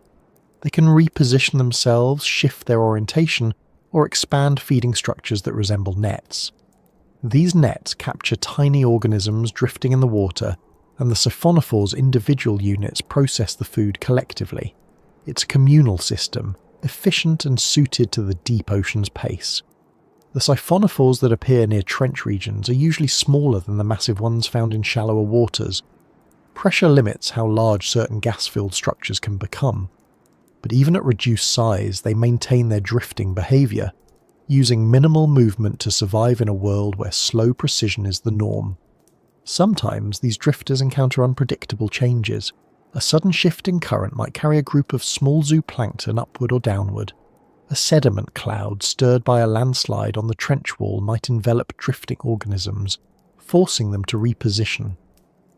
These events are rare on short timescales, but consistent over geological periods. Drift patterns change, movements adjust, the organisms continue adapting to whatever the water brings. One of the more intriguing wanderers near these depths is the deep-sea medusa, a jellyfish-like organism that drifts rather than actively swims. These medusa have soft bell-shaped bodies with long trailing tentacles. Their tentacles extend far below the bell, capturing prey that drifts into contact. The medusae pulse their bells slowly, enough to keep themselves stable, but not enough to create fast movement. Their lives follow the water's guidance more than their own decisions. These creatures feed on small animals, detritus, or other drifting organisms. When they encounter a source of food, they respond with a slight tightening of their tentacles, pulling the prey toward their bell for digestion. Their behaviour fits the rhythm of the deep ocean, where opportunities arise infrequently but must be taken without hesitation. We occasionally come across animals that drift temporarily before settling on the sea floor. Some larvae of deep-sea species begin life in shallower waters, drifting downward as they grow. They ride currents until they reach depths suitable for adulthood. During this period, they behave like drifters, absorbing nutrients from the water or capturing microscopic prey. Once they reach the appropriate depth, they settle into crevices, burrow into sediment, or attach themselves to surfaces. This drift period is essential for many species. It allows larvae to disperse over large areas despite the slow pace of adult life. In the deep ocean, spreading offspring across a wide region increases the likelihood that some will find suitable habitats. The drifting phase becomes a natural dispersal mechanism, powered not by the organism's strength, but by the ocean's slow, steady movement. As we imagine ourselves travelling further into this environment, the idea of drifting begins to feel less passive and more purposeful. Every drifter has a role in the trench ecosystem. Some transport nutrients, some recycle sediment, some serve as prey, others act as filters or feeders that maintain the balance of life at depth. Their slow wandering becomes part of a network of interactions that keep the ecosystem functioning. Even the way these organisms respond to pressure reflects their drifting nature. Many have bodies that deform slightly under changing conditions. Their gelatinous tissues compress without damage. Their internal fluids distribute force evenly. This flexibility allows them to move vertically within narrow bands of the trench without suffering harm. A shift of a few hundred meters might not seem significant at shallower depths, but down here, such a shift involves substantial changes in pressure. Only organisms designed for drifting can manage these transitions smoothly. In this part of the descent, we also encounter planktonic organisms that drift through all levels of the ocean, but become particularly slow-moving at greater depths. These include radiolarians, small organisms with intricate silica skeletons. Their skeletons form geometric shapes that look more like architecture than biology. They drift in slow spirals, their tiny spines catching currents. Though individually small, they contribute to sediment production when they die and sink to the seafloor, their silica structures accumulating over thousands of years. Other microscopic drifters include foraminifera, single-celled organisms with shells made of calcium carbonate. They live both near the seafloor and drifting in the water column. Their shells, once abandoned, form a significant part of ocean sediment. This sediment accumulates layer by layer, recording the history of the ocean in fine detail. Even though each foraminifer is tiny, their combined contribution forms geological records used by scientists to study past climates and environmental conditions. As we drift deeper into the trench environment itself, the abundance of drifters changes, but they never disappear entirely. The trench walls and floor still host drifting organisms that pass through in slow cycles, carried by currents that move horizontally and vertically. Some will settle, some will continue drifting until they reach areas where food becomes more accessible. Some will never reach the trench floor, remaining suspended in the water column throughout their lives. The drifters and wanderers define much of what the deep ocean is. Without them, the trench would rely solely on occasional carcasses and limited microbial activity for nutrients. Instead, these creatures form a bridge between shallower and deeper layers, transporting organic matter downward in slow, consistent patterns. They ensure that even in a place with little direct energy, life continues. Their wandering creates pathways for nutrients, their drifting distributes resources, and their quiet presence contributes to the balance that defines trench ecosystems. They aren't dramatic or visually striking. They don't chase prey or fight for territory. But their role is essential, and their movement shows how life adapts to environments that don't favour speed or activity. As we continue our slow descent toward the deeper layers of the trench, these drifting organisms fade into the background, but not because they disappear. Instead, they become part of the constant presence that defines the deep ocean. They drift above us, below us, and around us, contributing quietly to a world that thrives under pressure and darkness. As we drift deeper into this part of the ocean, the quiet presence of the drifters begins to fade behind us, and the water ahead grows noticeably emptier. Not empty in a literal sense, because particles, microbes and soft-bodied wanderers still move around us, but empty in a way that feels different from what we've passed through already. In this stretch of the descent, the organisms we encounter are fewer, larger in proportion to their surroundings, and shaped by a life spent waiting for opportunities rather than chasing them. Most days, nothing happens here, but when something does, it matters. This part of the deep is home to creatures designed for scarcity, endurance, and quiet confrontation. Their adaptations look dramatic to us, but they are simply practical responses to an environment where chance encounters determine survival. The first of these creatures appears slowly, lingering at the edge of perception. A faint outline, a soft ripple through the water, a shape that doesn't match the drifting organisms we passed earlier. Predators in the deep rarely move fast. Speed wastes energy. Instead, they wait. They hold their position, suspended in near motionless water. When something edible drifts by, they act with precision shaped by millions of years of living in a world without reliable food. One such creature is a deep-sea fish that barely resembles the forms we associate with fish at the surface. Its body is soft and elongated, shaped to move efficiently without much muscle mass. Its head appears oversized, with a mouth that opens wider than the rest of its body suggests. This disproportionate structure isn't an accident. Down here, food availability is unpredictable, so the ability to consume prey of nearly any size becomes a valuable adaptation. When prey drifts close enough, the fish opens its jaws, creating a sudden vacuum that pulls in water and anything within reach. Its teeth are thin and curved, positioned to prevent escape rather than tear flesh. They're more like holding hooks than cutting tools. These teeth ensure that whatever enters the mouth cannot leave, even if it's too large to swallow immediately. The fish will work the prey deeper into its mouth over time, using slow muscle contractions until it reaches the stomach. Nothing about the process is hurried. Everything proceeds at a measured pace. Nearby, another predator drifts, this one with a body that seems almost too delicate to belong in such an extreme environment. Its skin is thin and translucent, revealing organs and muscle threads arranged to maximize efficiency. Along its lower jaw are rows of small, sharp teeth, each one positioned to guide prey inward. These teeth aren't designed for biting through tough material.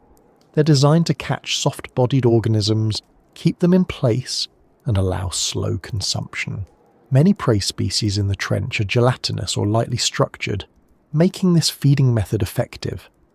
As we watch these creatures in our imagination, their movements feel almost unhurried. They wait, they sense, they respond. In the deep ocean, hunting rarely involves chase. It involves being in the right place at the right time and having the right tools to capitalize on that moment. Tentacled creatures also inhabit this region.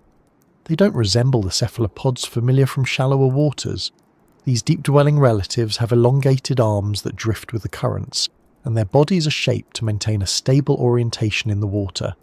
Their tentacles are lined with sensory structures rather than strong suction cups. These sensors detect faint pressure changes or traces of organic chemicals drifting on slow currents. When prey brushes against a tentacle, the reaction is not a rapid strike but a slow tightening. The tentacle coils with steady pressure, pulling the prey closer to the body where it can be consumed. These creatures don't rely on quick reflexes. They rely on precision and certainty.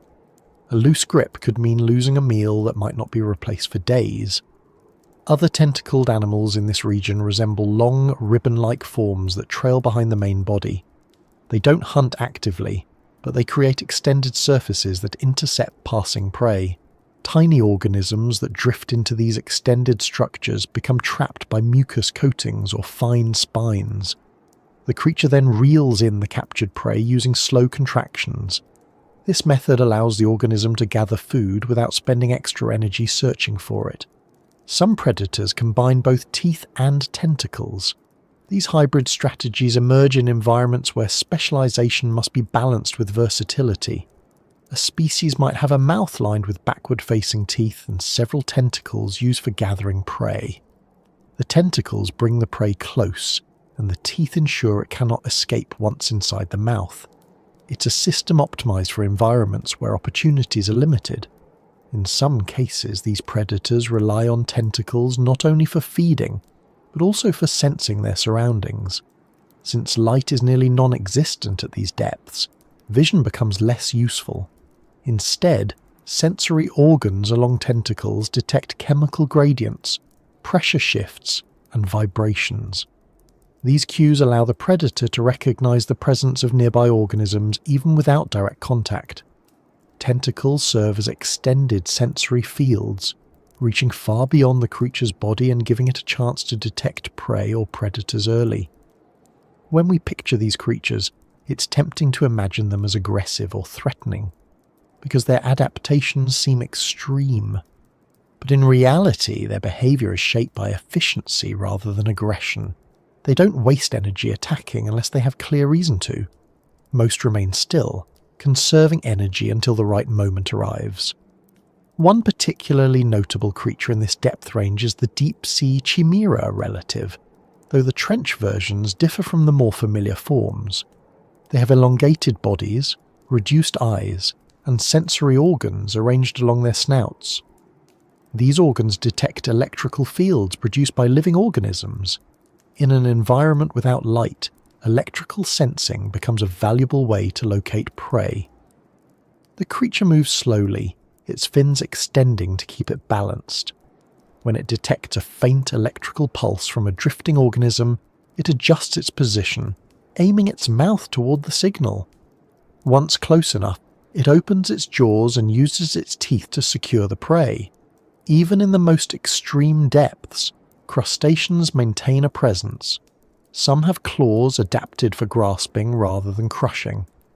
Their claws are long and thin, designed to close gently around soft-bodied prey. Their antennae stretch out ahead of them, probing the water. These sensory structures detect minute vibrations. When the crustacean senses something edible, it moves toward it with a slow sideways glide. Once close enough, it extends its claws, captures the prey, and brings it toward its mouth. Some crustaceans in this region rely on scavenging instead of hunting. They crawl along the seafloor using their claws to sift through sediment for anything edible. Their survival depends on their ability to detect chemical traces left behind by decomposing material. When they encounter a carcass, they gather in small numbers, feeding slowly.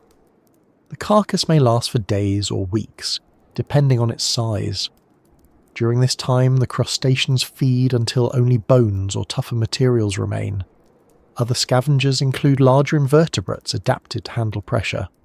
Their bodies are sturdy yet flexible, and their limbs are arranged to maximize stability on the uneven seafloor. Their mandibles crush or scrape whatever remains of the carcass after other scavengers have fed. These organisms play an important role in recycling nutrients. Without them, organic material would accumulate at the seafloor without being processed efficiently. Further along this imagined descent, the predators become less frequent, but those that remain show even more specialized adaptations. One such creature resembles an elongated eel, though its body is softer than those found in shallower waters. It hunts by hiding within depressions or between rocks. Its body blends with the environment, and its sharp teeth remain concealed until prey drifts close. When the prey arrives, the eel-like creature lashes out with sudden precision. The movement is fast compared to the slow pace of the deep, but not fast by shallow ocean standards. In this world, speed is relative. A quick movement at depth feels dramatic because nothing else around it moves in that manner. Some predators rely on suction rather than biting. Their mouths form circular openings lined with small spines. When prey drifts close, the predator expands its oral cavity, creating suction strong enough to draw in water and any organism caught within. The prey becomes trapped by the spines and gradually pulled deeper into the digestive tract. This method allows the predator to capture organisms of various shapes and sizes. Another group of hunters includes deep-sea worms with extendable feeding structures. These structures remain hidden until needed.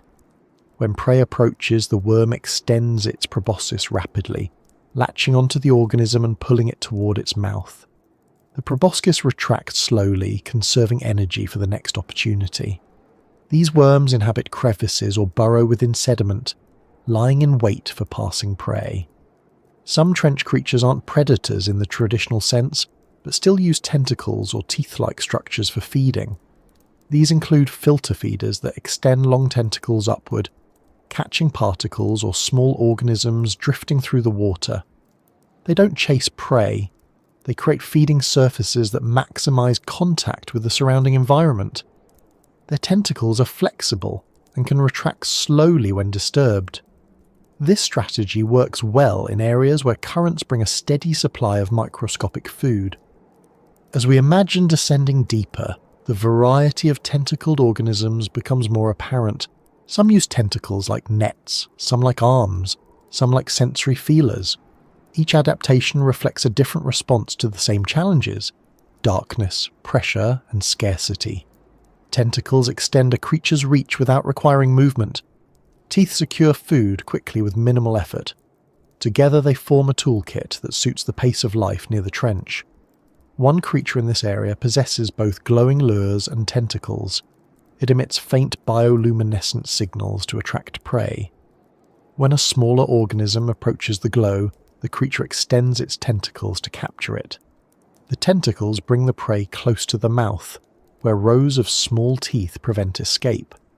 This method blends sensory signaling with physical capture in a way that maximizes efficiency. Another predator relies entirely on ambush. It buries itself partially in the sediment, leaving only its sensory organs exposed. These organs detect the vibration of nearby organisms.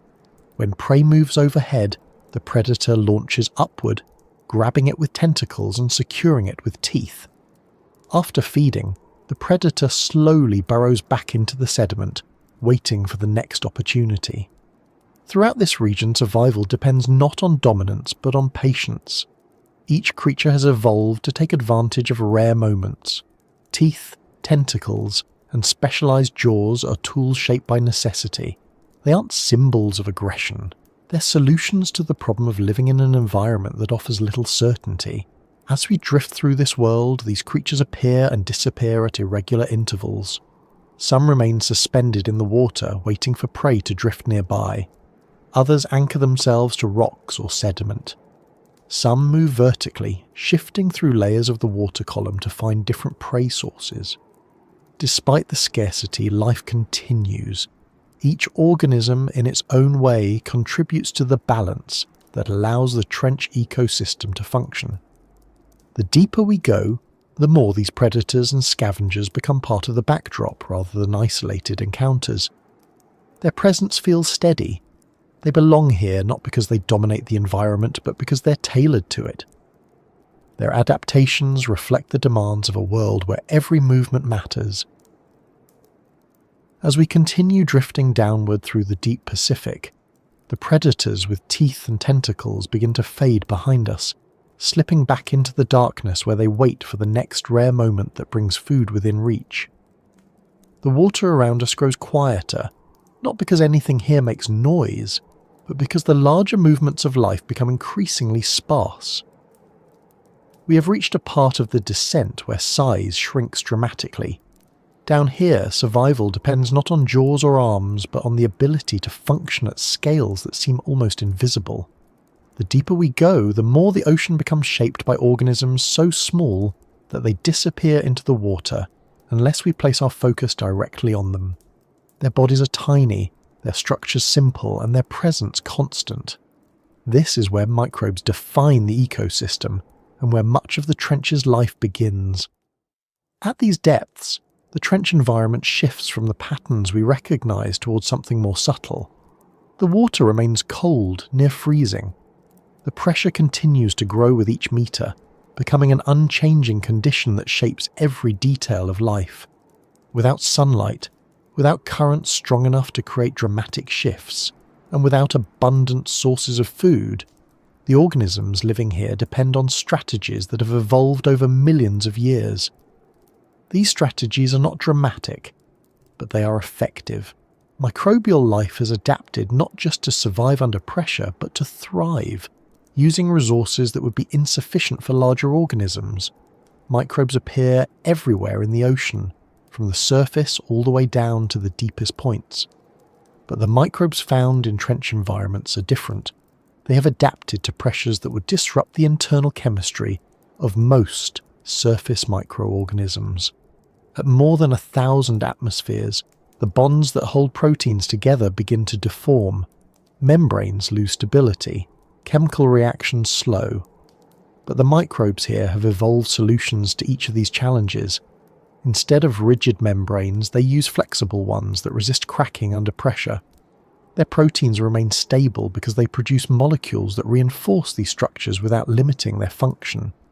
Their enzymes continue working even under compression that would halt biochemical activity in most other cells. Some of the most abundant microbes in the trench sediment are piezophils, organisms that not only tolerate pressure but require it. If brought to the surface, these microbes would lose structural integrity, and many would not survive. Their entire internal environment depends on the weight pressing down from above. They are shaped by it, balanced by it, and stabilized by it.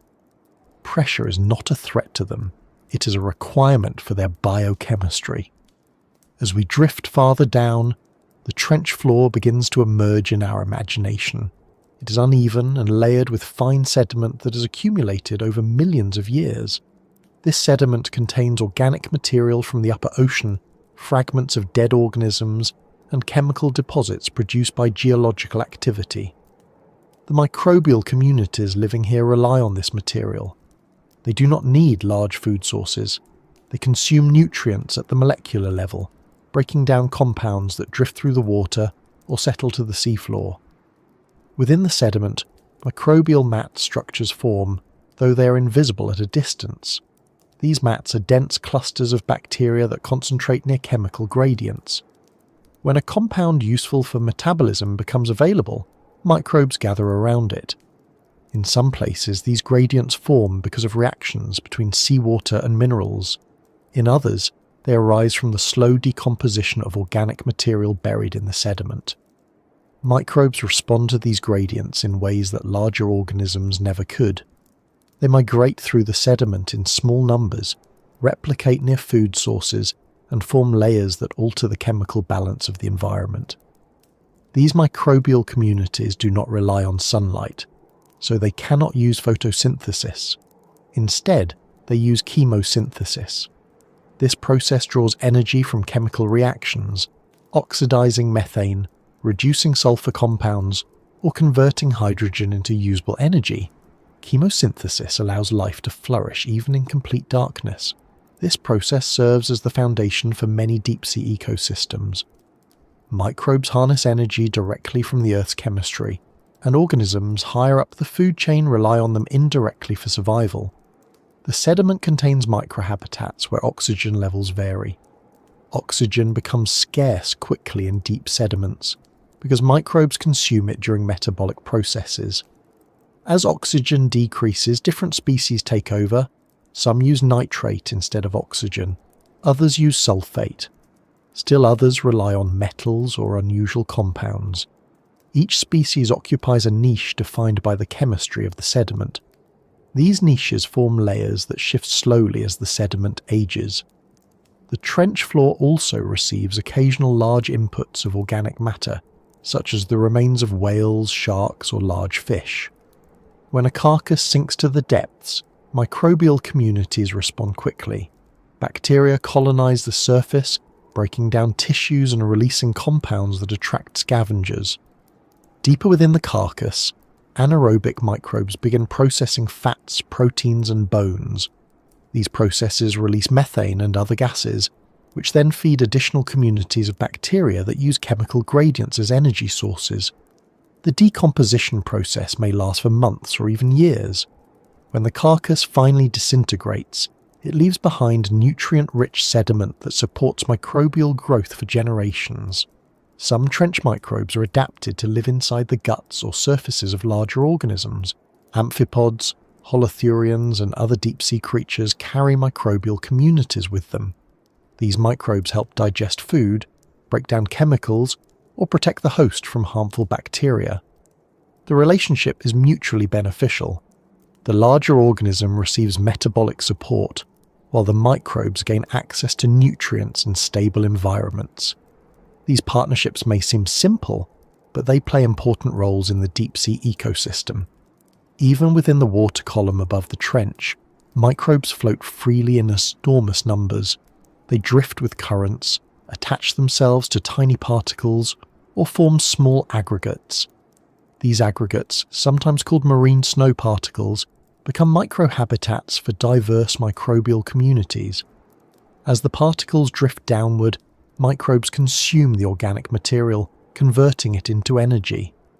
This process slows the downward drift of nutrients and ensures that the trench ecosystem receives a steady supply of material. Without these microbes, the trench would be far less productive. Bacterial films also form on the surfaces of rocks and minerals along the trench walls. These films look invisible from a distance, but under magnification, they reveal complex structures. Bacteria attach themselves to rock surfaces, forming layers that protect them from shifting currents. They excrete substances that help them adhere to the rock, and these substances can accumulate over time. The bacterial films become biofilms, structured communities that allow microbes to communicate using chemical signals. These signals coordinate growth, reproduction, and metabolism, allowing the community to adapt collectively to changes in chemical conditions. Some microbes form spores or cysts that allow them to survive long periods without nutrients. When conditions improve, they become active again. These survival strategies allow microbial communities to endure periods when organic matter is scarce. Since the trench environment depends on nutrient pulses, the ability to remain dormant helps microbes survive the long intervals between major events. In addition to bacteria, archaea play a significant role in trench ecosystems.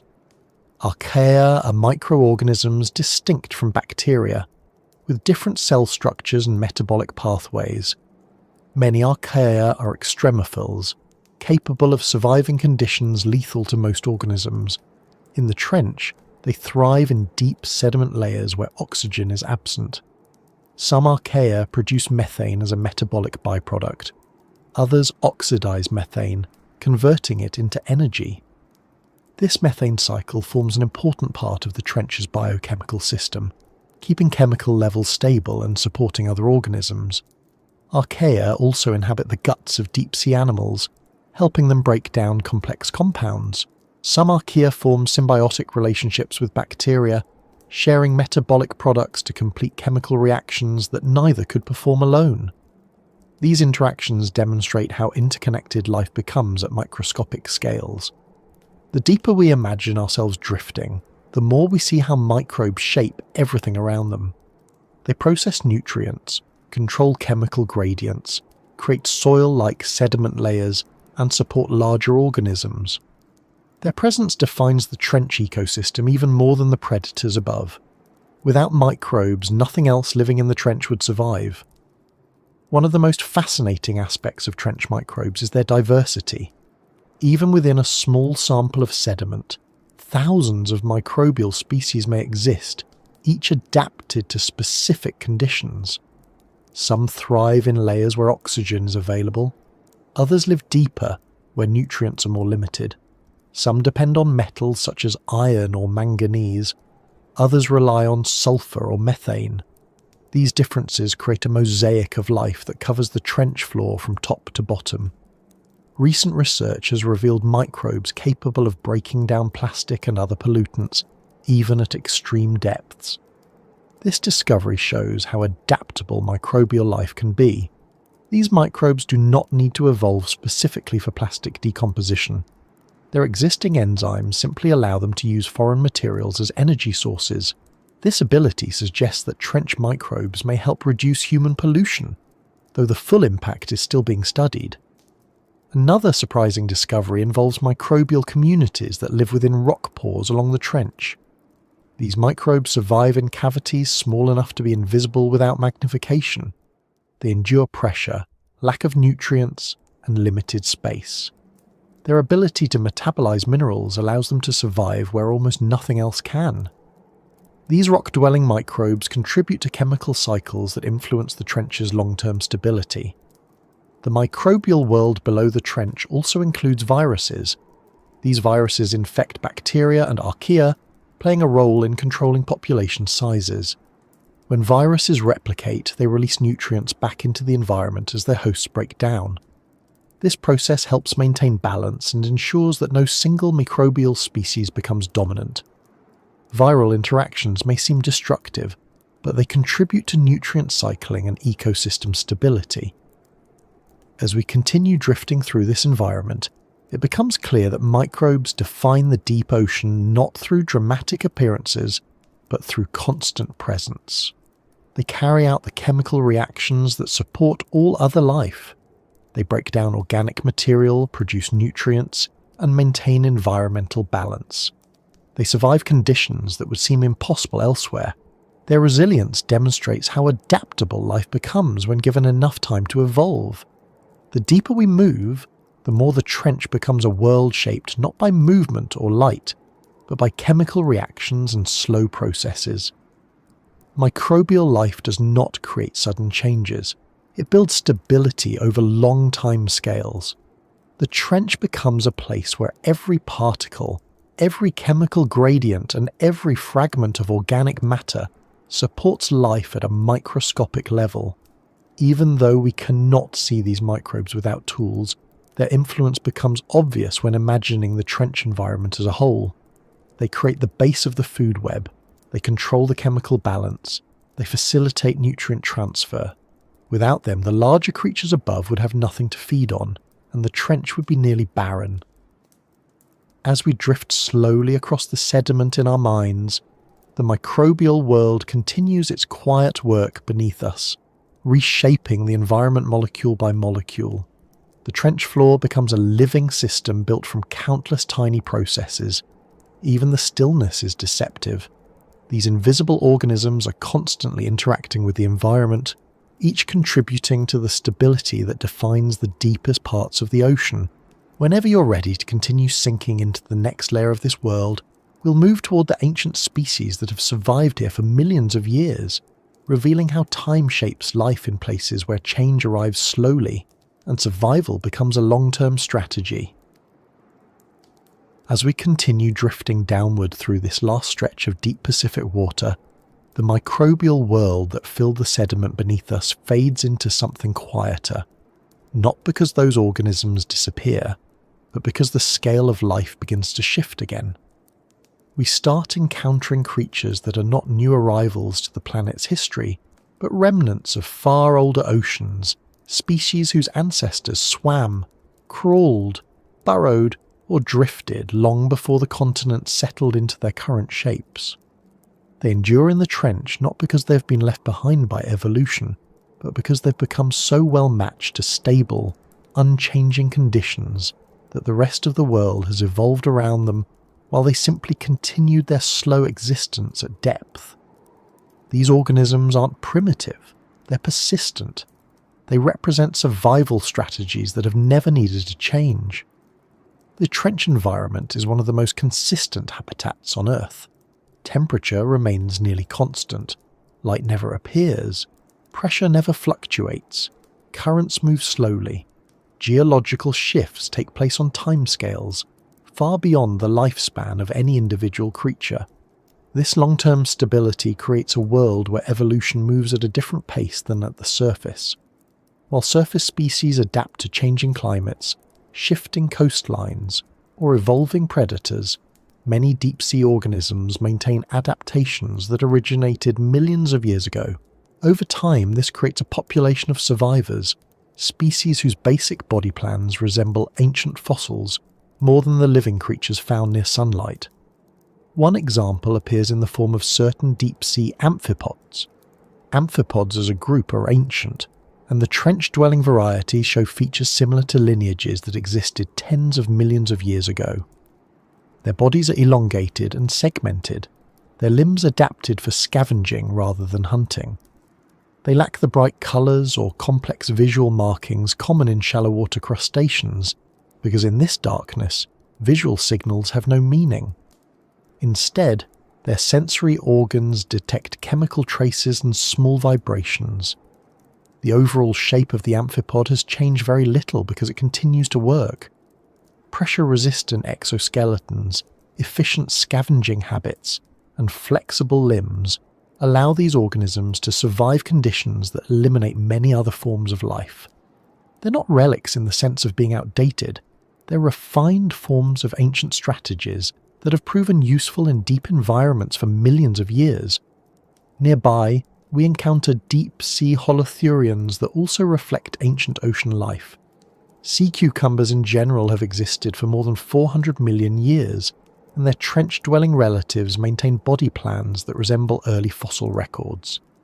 These creatures move slowly along the sea floor using soft tube feet arranged along their bodies. Their movements are deliberate, shaped by the need to conserve energy. They ingest sediment, extract organic material, and release cleaned particles behind them.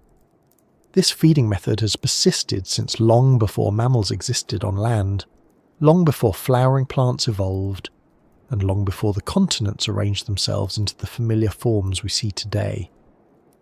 Because these environments change so slowly, the organisms that inhabit them experience different selective pressures than surface species. They don't need to adapt rapidly to new predators or environmental shifts. Instead, they focus on stability. Their bodies remain soft to handle high pressure. Their metabolisms remain slow to match low food availability. Their life cycles extend over long periods, allowing reproduction at a pace suited to an environment where survival is measured in years or decades instead of seasons. Some of the most fascinating survivors in trench ecosystems are these xenophyophores, large single-celled organisms that resemble sponges or branching structures.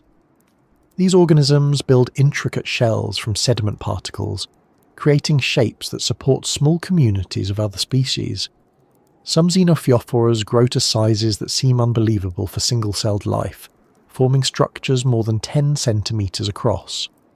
Their fossils appear in ancient sediment deposits dating back tens of millions of years, indicating that their basic form has remained stable for long stretches of time. Their success lies in their ability to filter nutrients efficiently and survive under extreme pressure. They move slowly or not at all, but their presence shapes the physical environment of the trench floor, providing small habitats for other creatures. In addition to these stationary organisms, some drifting species carry ancient traits as well. Certain gelatinous zooplankton reflect lineages far older than many modern fish families. Their simple bodies require fewer changes over evolutionary time. As long as the environment stays consistent, their structures remain effective. Some jellyfish-like organisms today are nearly indistinguishable from fossil forms that drifted through prehistoric oceans. Pressure, darkness, and scarcity have not rendered these creatures obsolete. They've made them durable. Other ancient survivors include species of polychaete worms that inhabit burrows or tubes within the sediment. These worms display features similar to fossils from long-extinct ocean environments. Their bristles, feeding methods, and segmented bodies show clear ancestral patterns. They feed on organic matter using strategies that haven't needed significant changes over time. The trench environment rewards patience and consistent adaptation more than innovation. For these worms, the absence of predators and the stability of chemical conditions mean their ancient strategies continue to serve them well. As we drift further along the trench floor in our imagination, we encounter small, armoured creatures that bear resemblance to ancient arthropods. These creatures have hardened exoskeletons and simple, jointed limbs. Their ancestors survived mass extinctions, shifting climates, and continental rearrangements.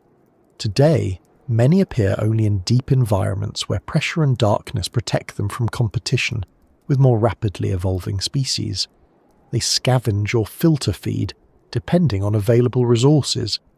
Their hardy structures help them withstand pressing forces and allow them to thrive on limited energy supplies. Some deep-dwelling fish species also reflect ancient ocean life. While the deepest vertebrates do not surpass the physiological limit around 8,200 meters, those living just above these depths exhibit features that resemble early fish lineages. Simplified skeletons, reduced eyesight, and gelatinous tissues indicate a step away from the traits found in modern shallow water fish. Their survival reflects an ancient pattern: soft bodies that compress under pressure, reduced energy use, and reliance on chemical cues rather than visual ones. Though they belong fully to the modern world, their bodies carry echoes of ancestral designs. Another group of organisms that persist in the trench are the small, shelled foraminifera. Their shells form sedimentary layers found in ocean rocks that date back hundreds of millions of years.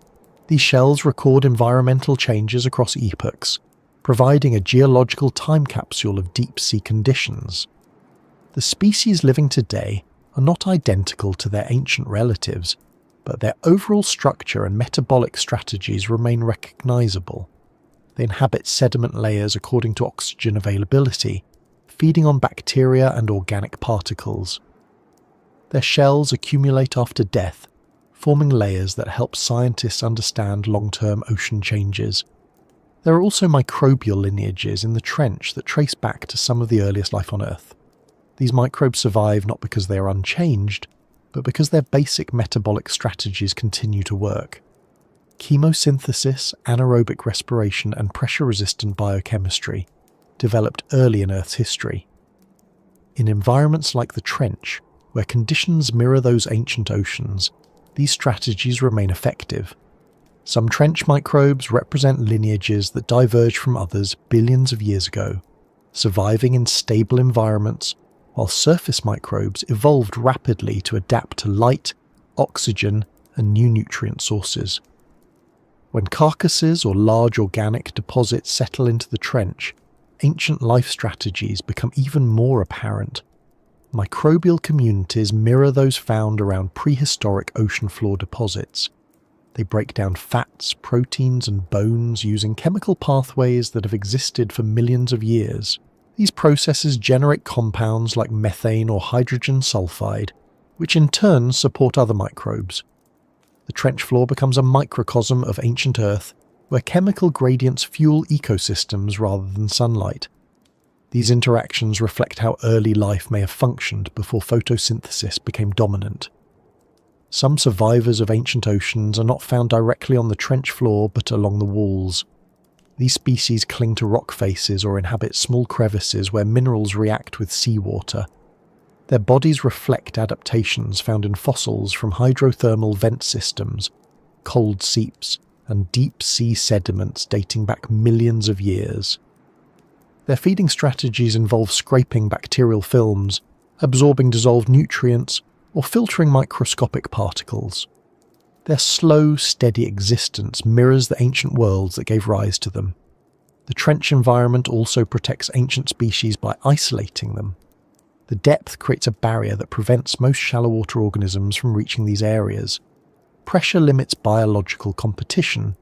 Limited resources prevent the rapid diversification common in shallower waters. As a result, the trench becomes a refuge where certain lineages remain stable. These organisms don't compete with rapidly evolving species. They don't encounter predators that would drive adaptation. They simply continue, shaped slowly by minor environmental changes but largely independent of the evolutionary pressures seen elsewhere. This stability also influences how ancient species reproduce. Many deep-sea organisms produce small numbers of large, energy-rich eggs, rather than many small ones. This strategy mirrors ancient reproductive patterns. The eggs develop slowly, sometimes over long periods, and the offspring grow at a pace that matches the deep environment's limited food supply. The result is a life history strategy that has changed little over millions of years because it remains effective. In some cases, ancient species occupy ecological roles created by their ancestors. A worm species that filters sediment today may have descended from ancient worms that performed the same task in prehistoric oceans. A deep-sea holothurian that recycles nutrients echoes behaviours seen in fossil records. Amphipods and polychaetes fill scavenging niches that have existed since the oceans first supported multicelled life. In the trench, ecological continuity becomes visible not through visual similarity to fossils, but through the persistence of behavioural patterns. The deeper we drift into this environment, the more these survivors create an impression of immense biological time. While the surface world changes quickly, over centuries or even decades, the trench remains stable enough that life can continue with only gradual adjustments. This doesn't mean evolution stops. It simply means evolution proceeds at a pace dictated by pressure, darkness, and scarcity. Species don't disappear unless conditions change dramatically. Instead, they refine traits that already work.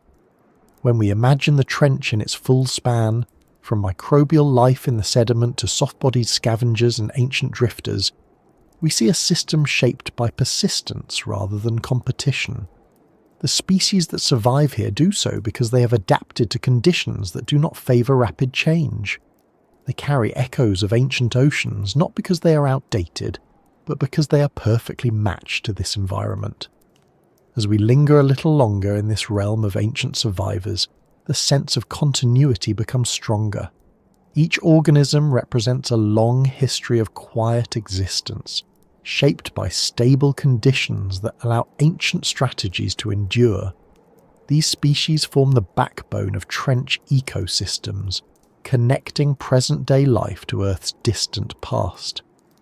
Whenever you're ready to continue drifting into the next part of this descent, we'll move into the realm of the trench's quietest signals, where sound itself becomes a rare and unusual presence in a world defined by pressure and stillness.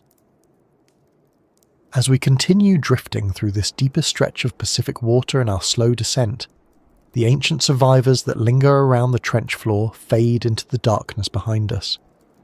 Their quiet movements and steady presence slip away as the water around us becomes even more subdued. But there is something unexpected waiting in this near-silent region, something that feels almost out of place when we imagine how still the environment should be. Despite the darkness, the cold and the pressure, the trench is not entirely without sound. The noises are rare, subtle, and sometimes so faint that only specialized instruments can detect them, but they exist, and they reveal things about this environment that sunlight and sight never could. When people picture the deep ocean, it's natural to imagine silence, a silence so absolute that any small noise carries like a whisper through empty air. But the truth is more complicated. Sound travels extremely well through water, far better than it does through air. Even the faintest vibration can move across great distances. But here, near the trench, those vibrations don't behave the way they do near the surface. The weight of the water, the low temperatures, and the dense environment slow everything down, smoothing out edges and softening sharp noises until they become rounded pulses rather than crisp signals. The more we focus on this imagined space, the more we begin to understand how unusual any sound would be. At the surface, waves break, wind whips, boats pass, animals call. But none of that reaches here. Even the loudest storms leave barely a trace at this depth. The energy dissipates long before reaching the trench. What remains are subtle vibrations that might drift downward through layers of water, but only as faint shadows of their original form.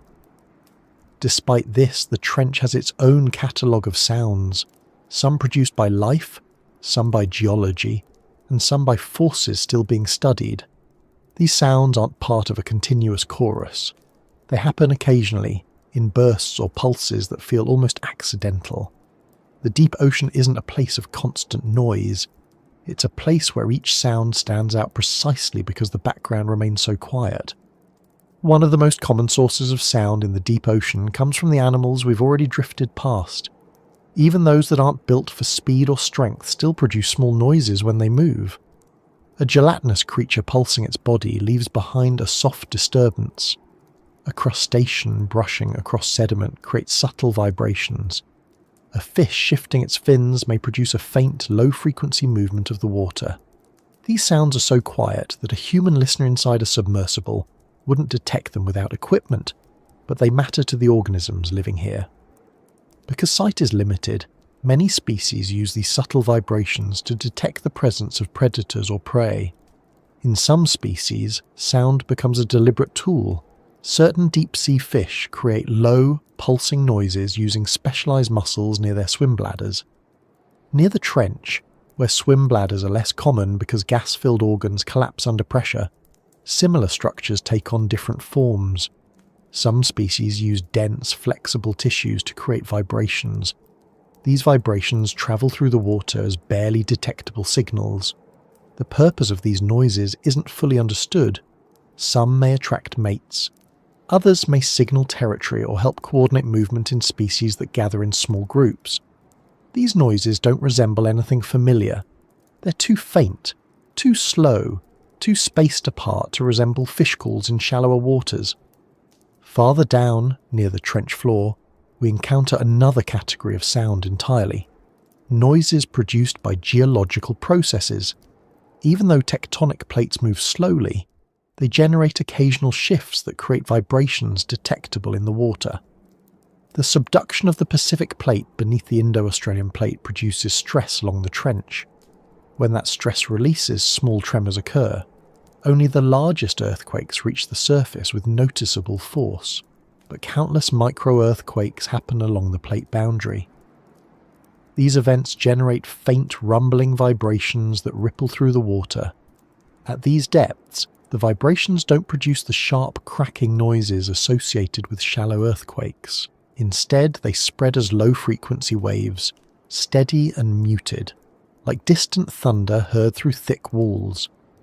These geological sounds travel farther than animal noises because low-frequency waves move efficiently through dense water.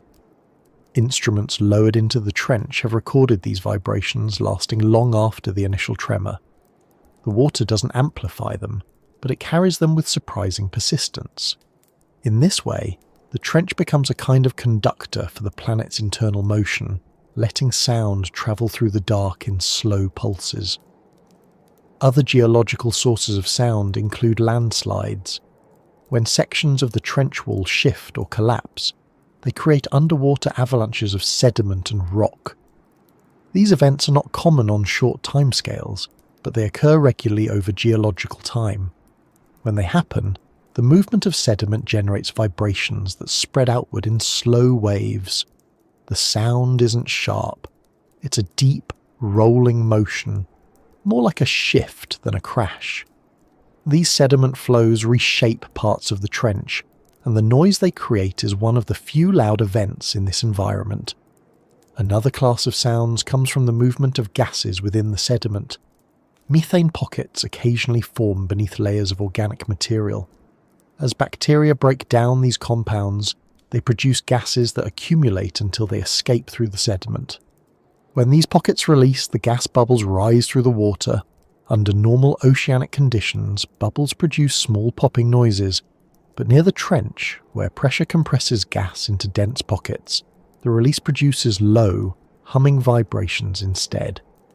These vibrations rise slowly, losing strength as they move upward, but within the trench itself they represent a distinct kind of sound.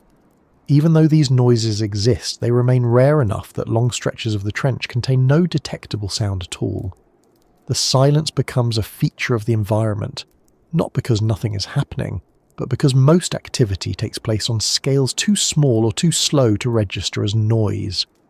The microbial communities working through chemical processes, the soft-bodied drifters moving gently through the water, the ancient survivors slowly feeding. None of these create vibrations strong enough to break the stillness, yet sound remains one of the most important tools for understanding the trench. Researchers lower hydrophones into these depths and record noises over long periods. They listen for patterns that reveal environmental shifts or animal behaviour. These recordings provide clues about species that rarely appear on camera.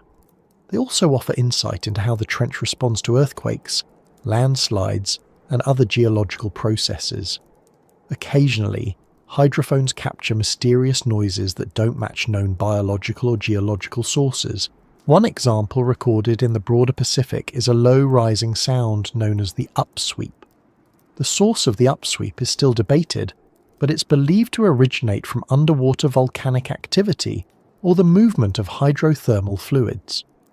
Other mysterious sounds include slow, pulsed signals or repeating tones that appear seasonally.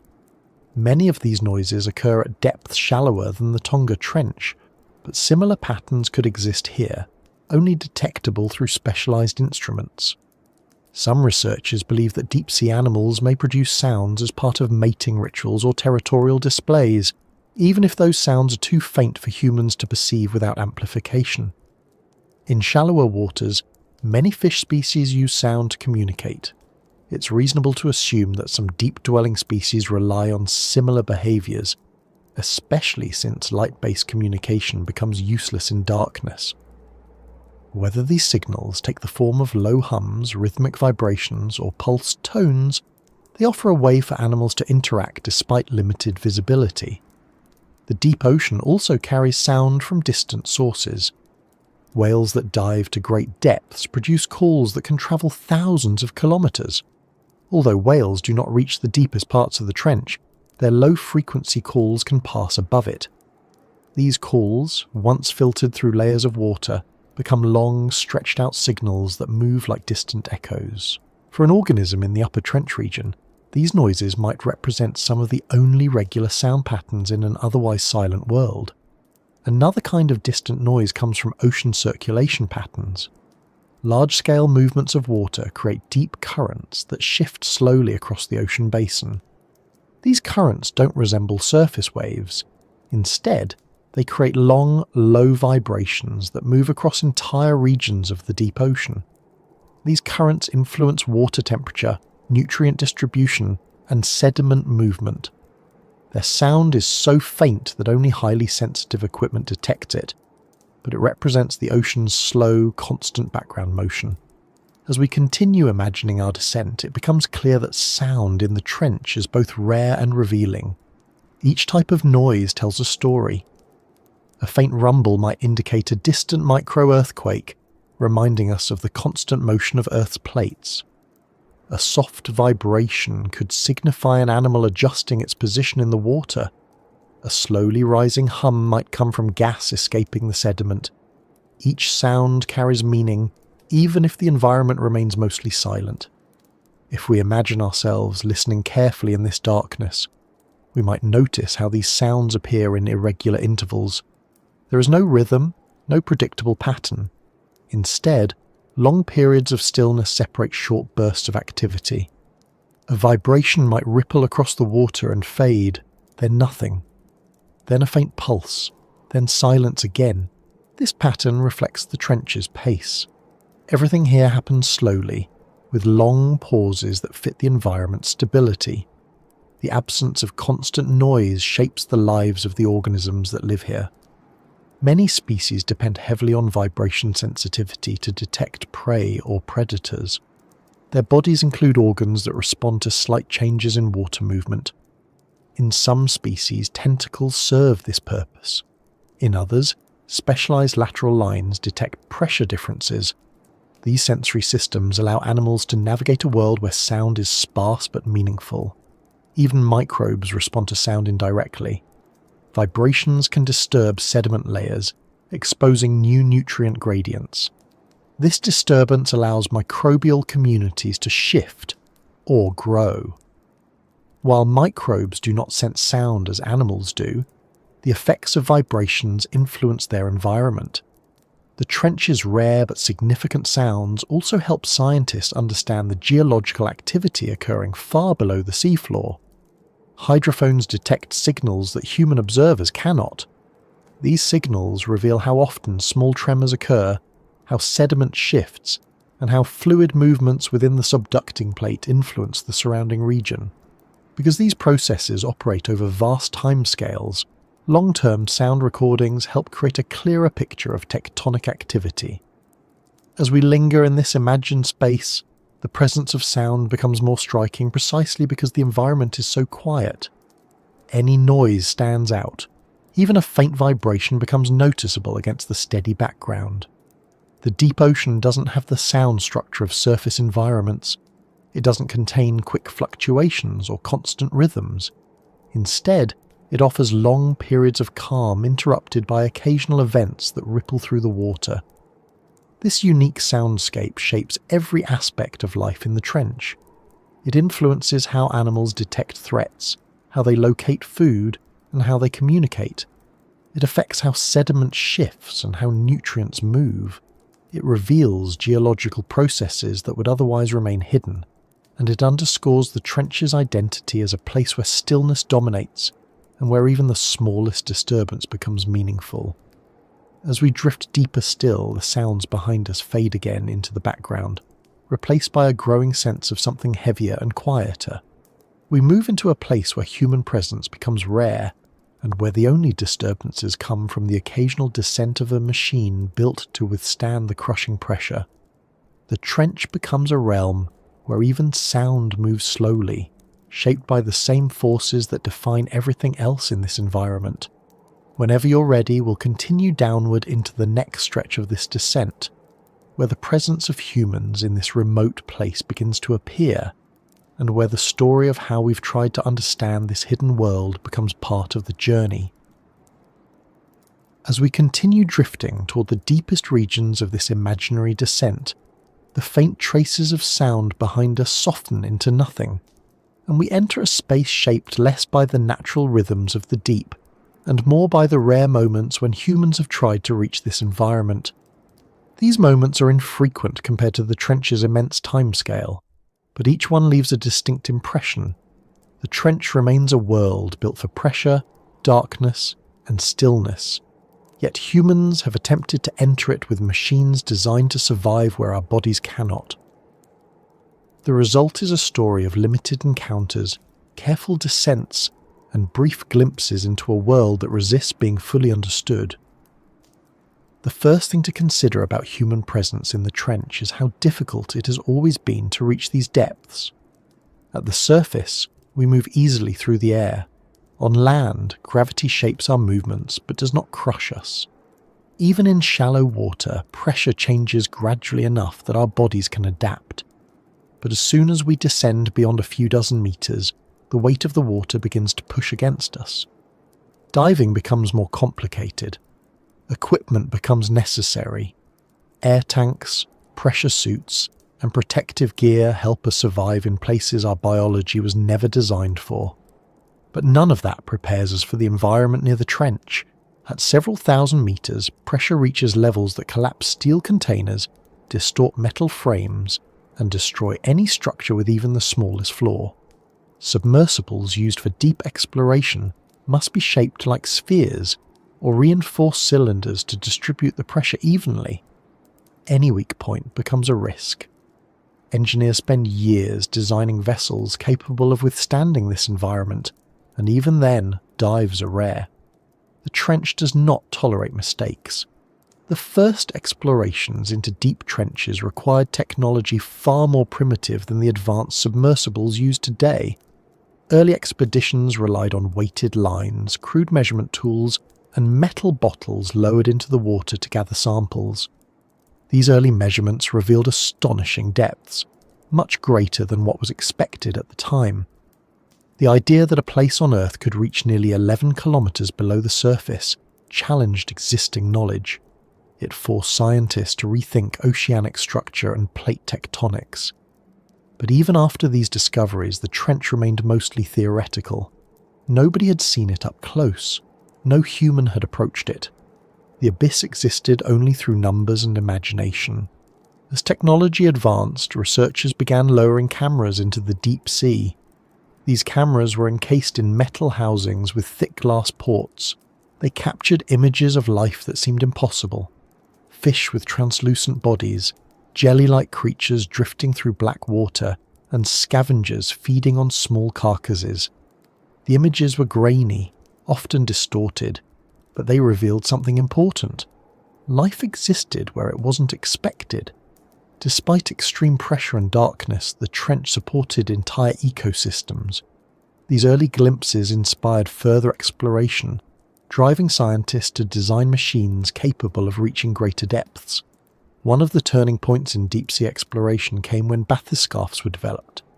These vessels used air-filled floats and gasoline-filled tanks to create buoyancy. Gasoline does not compress easily, making it useful for deep-sea flotation.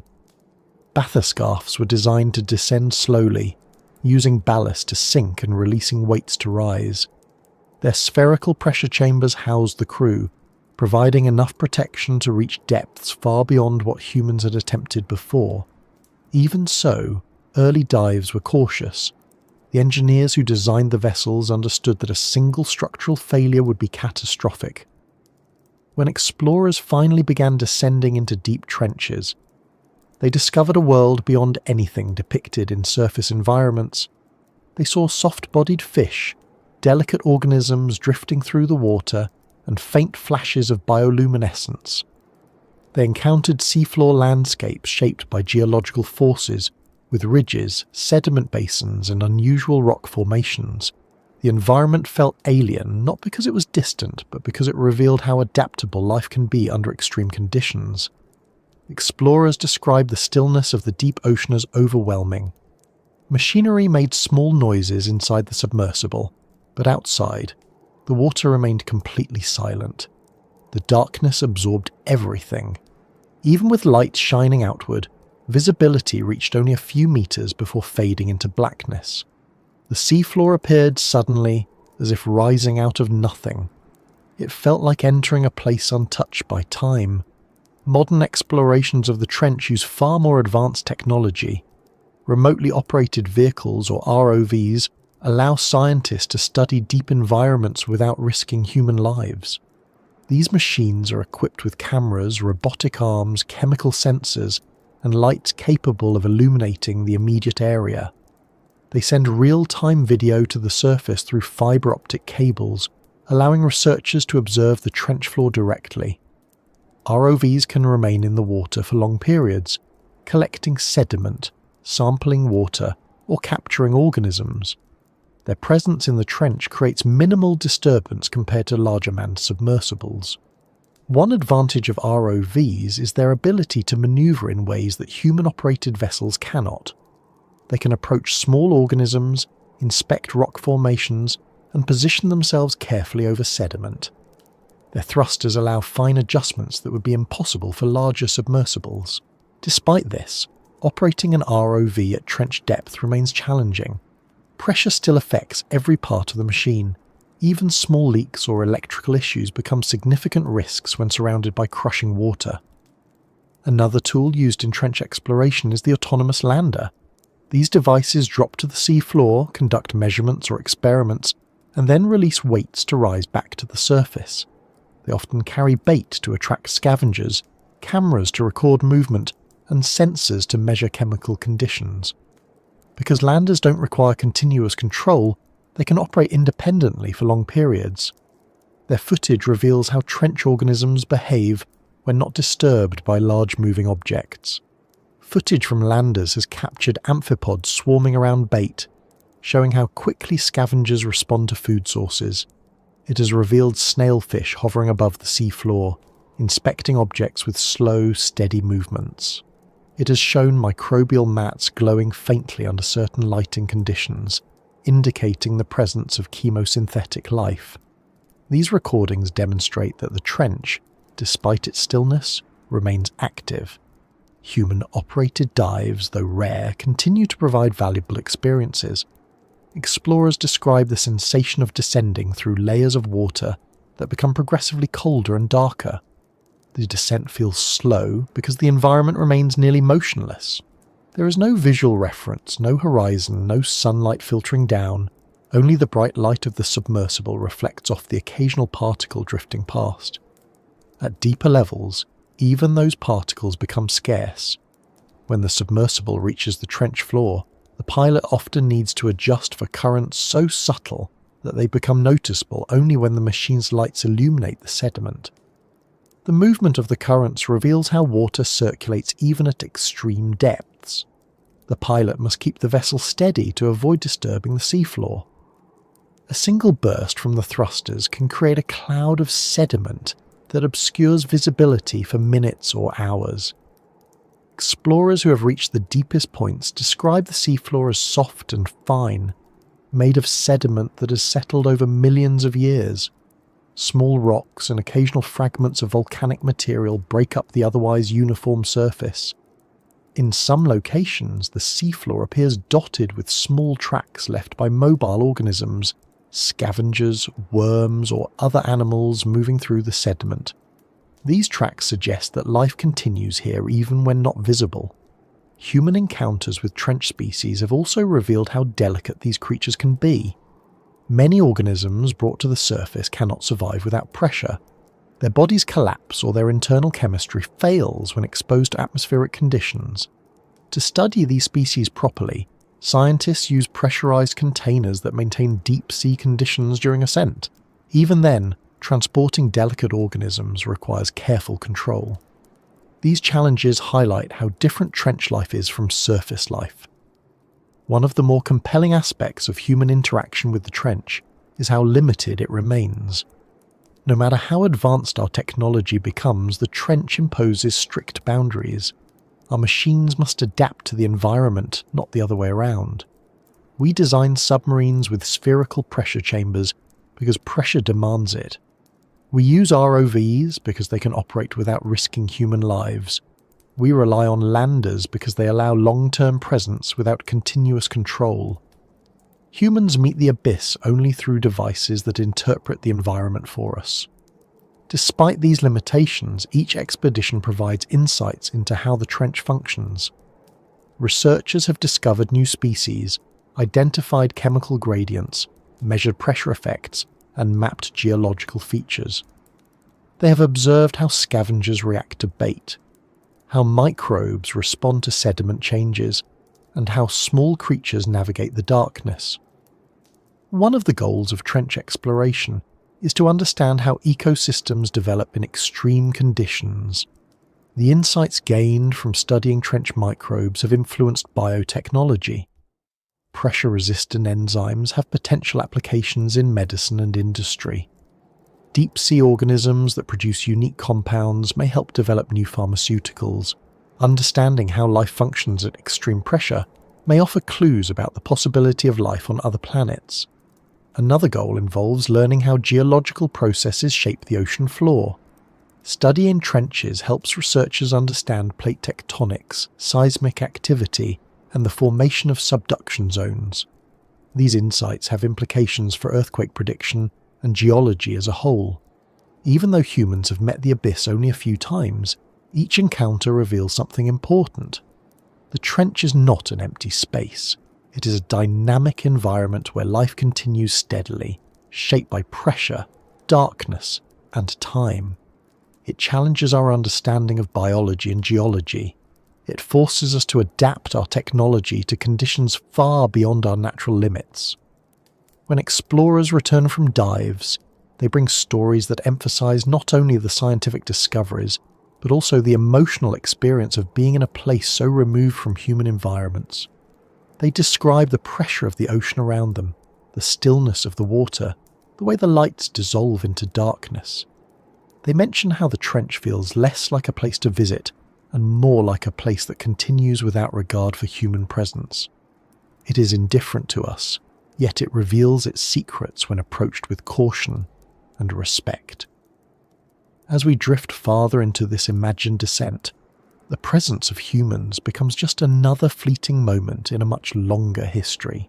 The trench has existed far longer than our species, and it will continue long after our explorations fade. But each human encounter brings new understanding, new perspectives, and new appreciation for a world that remains hidden from most of the planet. Whenever you're ready, we'll continue into the final part of this journey, where the stillness beneath our feet becomes a space for reflection on everything that exists here. everything we've passed through and everything that continues quietly in the depths. As we continue drifting through this last stretch of the descent, the presence of human-made machines fades far behind us. Their lights, their hulls, their brief disturbances become memories swallowed by the water, absorbed into an environment that has existed without them for longer than humanity has understood the world. The trench settles back into its natural state, unchanged by our passing. The water closes in quietly, the pressure holds steady, and the darkness resumes its unbroken reach.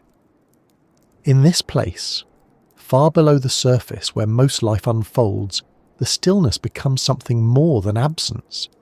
It becomes the defining feature of the world around us, the backdrop for every creature, every grain of sediment, every slow movement that exists here.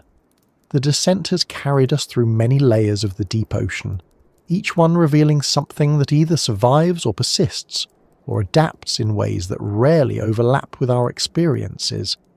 We passed through drifting organisms that move at the pace of the water. We encountered predators shaped by scarcity. We moved through microbial worlds that support entire ecosystems without ever being seen. We entered the domain of species that resemble life from ancient oceans, whose survival strategies trace back to times long before humanity existed. And through all of this, the one quality that remained constant was the stillness, not emptiness, not quiet, but a kind of slow, continuous motion that never draws attention to itself. As we picture ourselves drifting through this environment, that stillness feels almost tangible. It surrounds us without pressing forward. It remains in place without resisting. It simply exists, shaped by pressure, darkness, and time. The deeper we imagine ourselves moving, the more that stillness becomes familiar, as if the environment itself has no reason to change and no expectation that anything visiting it will stay long enough to matter. The trench floor stretches out beneath us as a vast soft landscape made of sediment that has settled from above over millions of years. If we focus on that sediment, we can imagine how each layer formed. Tiny particles drifted downward, slowed by water density and motion. Microbial life consumed fragments of organic matter. Larger creatures fed on smaller ones, leaving behind remains that sank slowly to the seafloor. Bits of volcanic material, tiny shells, and mineral grains joined everything else. Over millions of years, these layers compacted into a record of time longer than anything we normally consider. Each centimetre of sediment might contain the remnants of thousands of years, and the trench floor continues to gather more piece by piece without hurry. The stillness of the trench isn't the absence of life. It's the presence of a life pace that unfolds differently. Every creature we've encountered moves slowly, not because slow movement is inherently better, but because the environment demands it. Pressure makes sudden motion difficult. Scarcity makes energy valuable. Darkness renders quick reactions unnecessary. If we attempt to imagine a creature that lives at the surface adjusting to this place, we immediately understand why so few can survive here. Life at the surface is shaped by sunlight, seasons, weather, and constant interaction.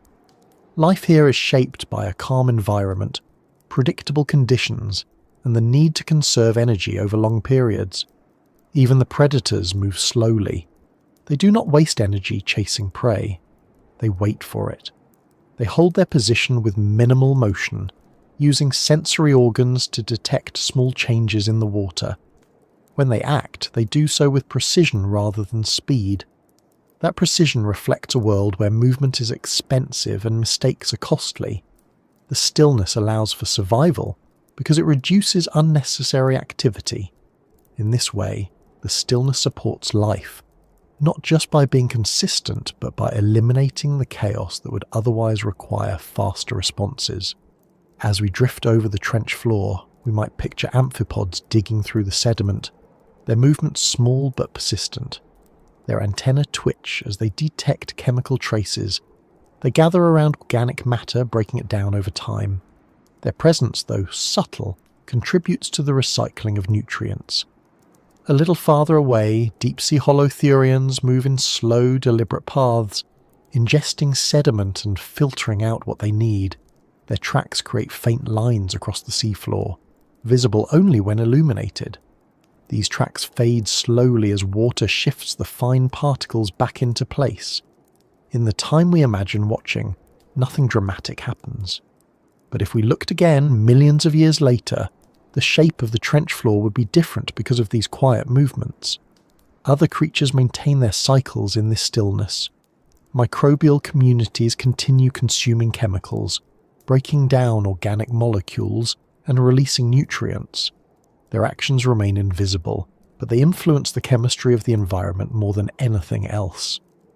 Xenophyophores form large structures that trap sediment and create microhabitats. Their shells and excretions build small ecosystems. Polychaete worms tunnel through the upper layers of sediment, aerating it and altering its structure. The trench floor is not static. It is slowly rearranged by life. The stillness also hides geological processes that unfold at their own pace. The plates beneath the trench shift continuously, though the movement is too slow to perceive. Over millions of years, these plates shape the trench itself. Subduction drags one plate beneath another. Sediment accumulates in the basin.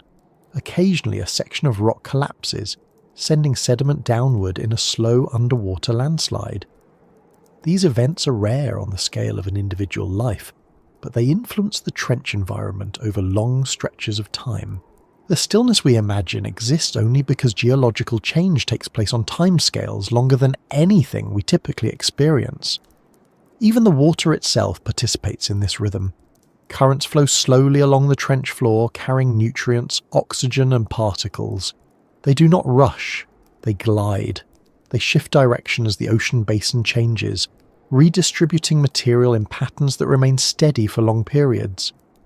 These currents shape the movements of drifting organisms, influence microbial communities, and help maintain the balance of the ecosystem. They are subtle, but without them, the trench would not function as it does. If we imagine ourselves drifting just above the sediment, the stillness begins to feel like a presence rather than an absence. It feels like the environment has a rhythm made of long pauses and slow shifts. Nothing breaks this rhythm with sudden noise, movement, or light. Even rare events like the descent of a submersible occur quietly compared to the dramatic disturbances found near the surface. The trench absorbs those moments and returns to its natural pace. The stillness isn't something that deep-sea life has to endure. It is something life uses. Microbes rely on stable chemical gradients that remain undisturbed for long periods. Gelatinous drifters move with the currents because rapid changes would disrupt their bodies. Predators rely on the slow pace of their environment to detect prey without wasting energy. Scavengers depend on the predictable arrival of organic matter from above. Each organism fits into the stillness, shaped by it and contributing to it. Humans, by contrast, come from a world where movement and change dominate. Weather shifts, light rises and falls, seasons alter temperatures, nothing stays the same for long. When we imagine this deep environment, the stillness feels unusual because it contrasts with the dynamic world we know. But for the creatures living here, the stillness is natural. In this imagined scene, the stillness becomes a kind of equilibrium. Pressure holds the water in place. Darkness maintains consistency. Cold slows chemical reactions. Everything works together.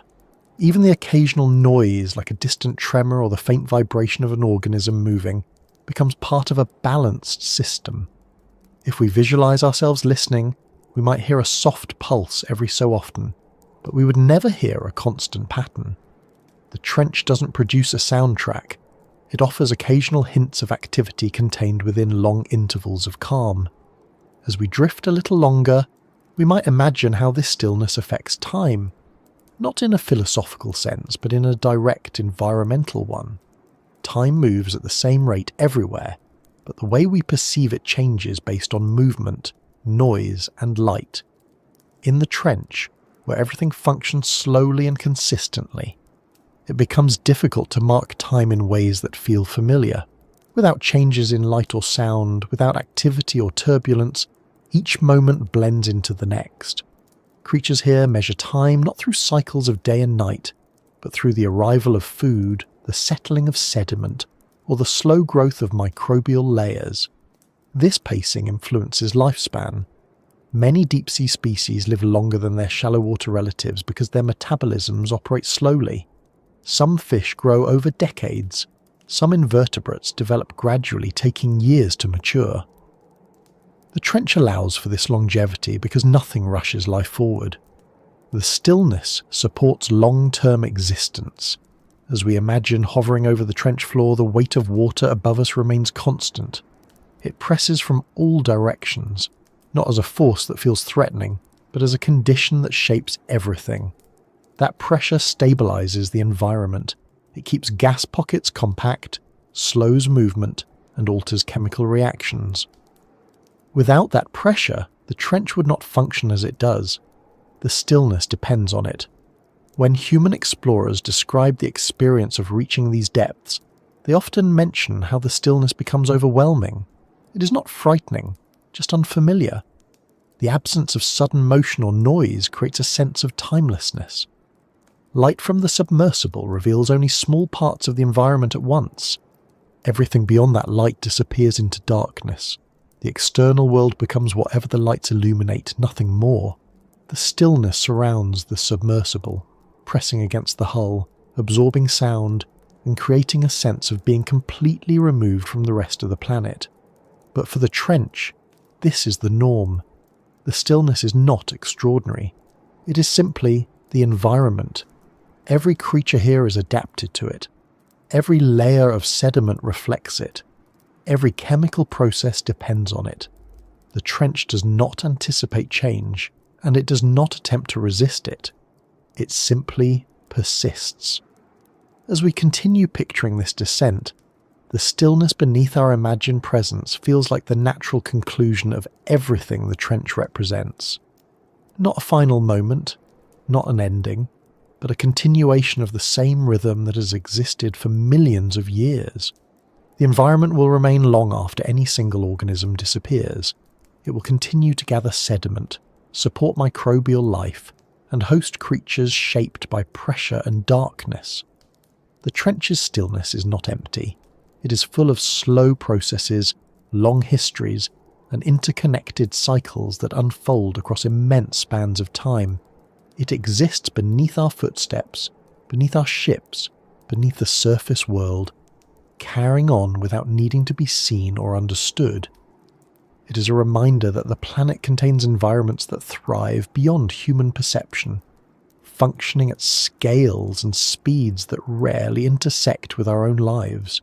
If we drift a little longer, we might imagine how the water shifts slightly with deep currents, how a distant vibration passes through the trench and fades, or how a small organism moves across the sediment. None of these events disturb the stillness. They exist within it.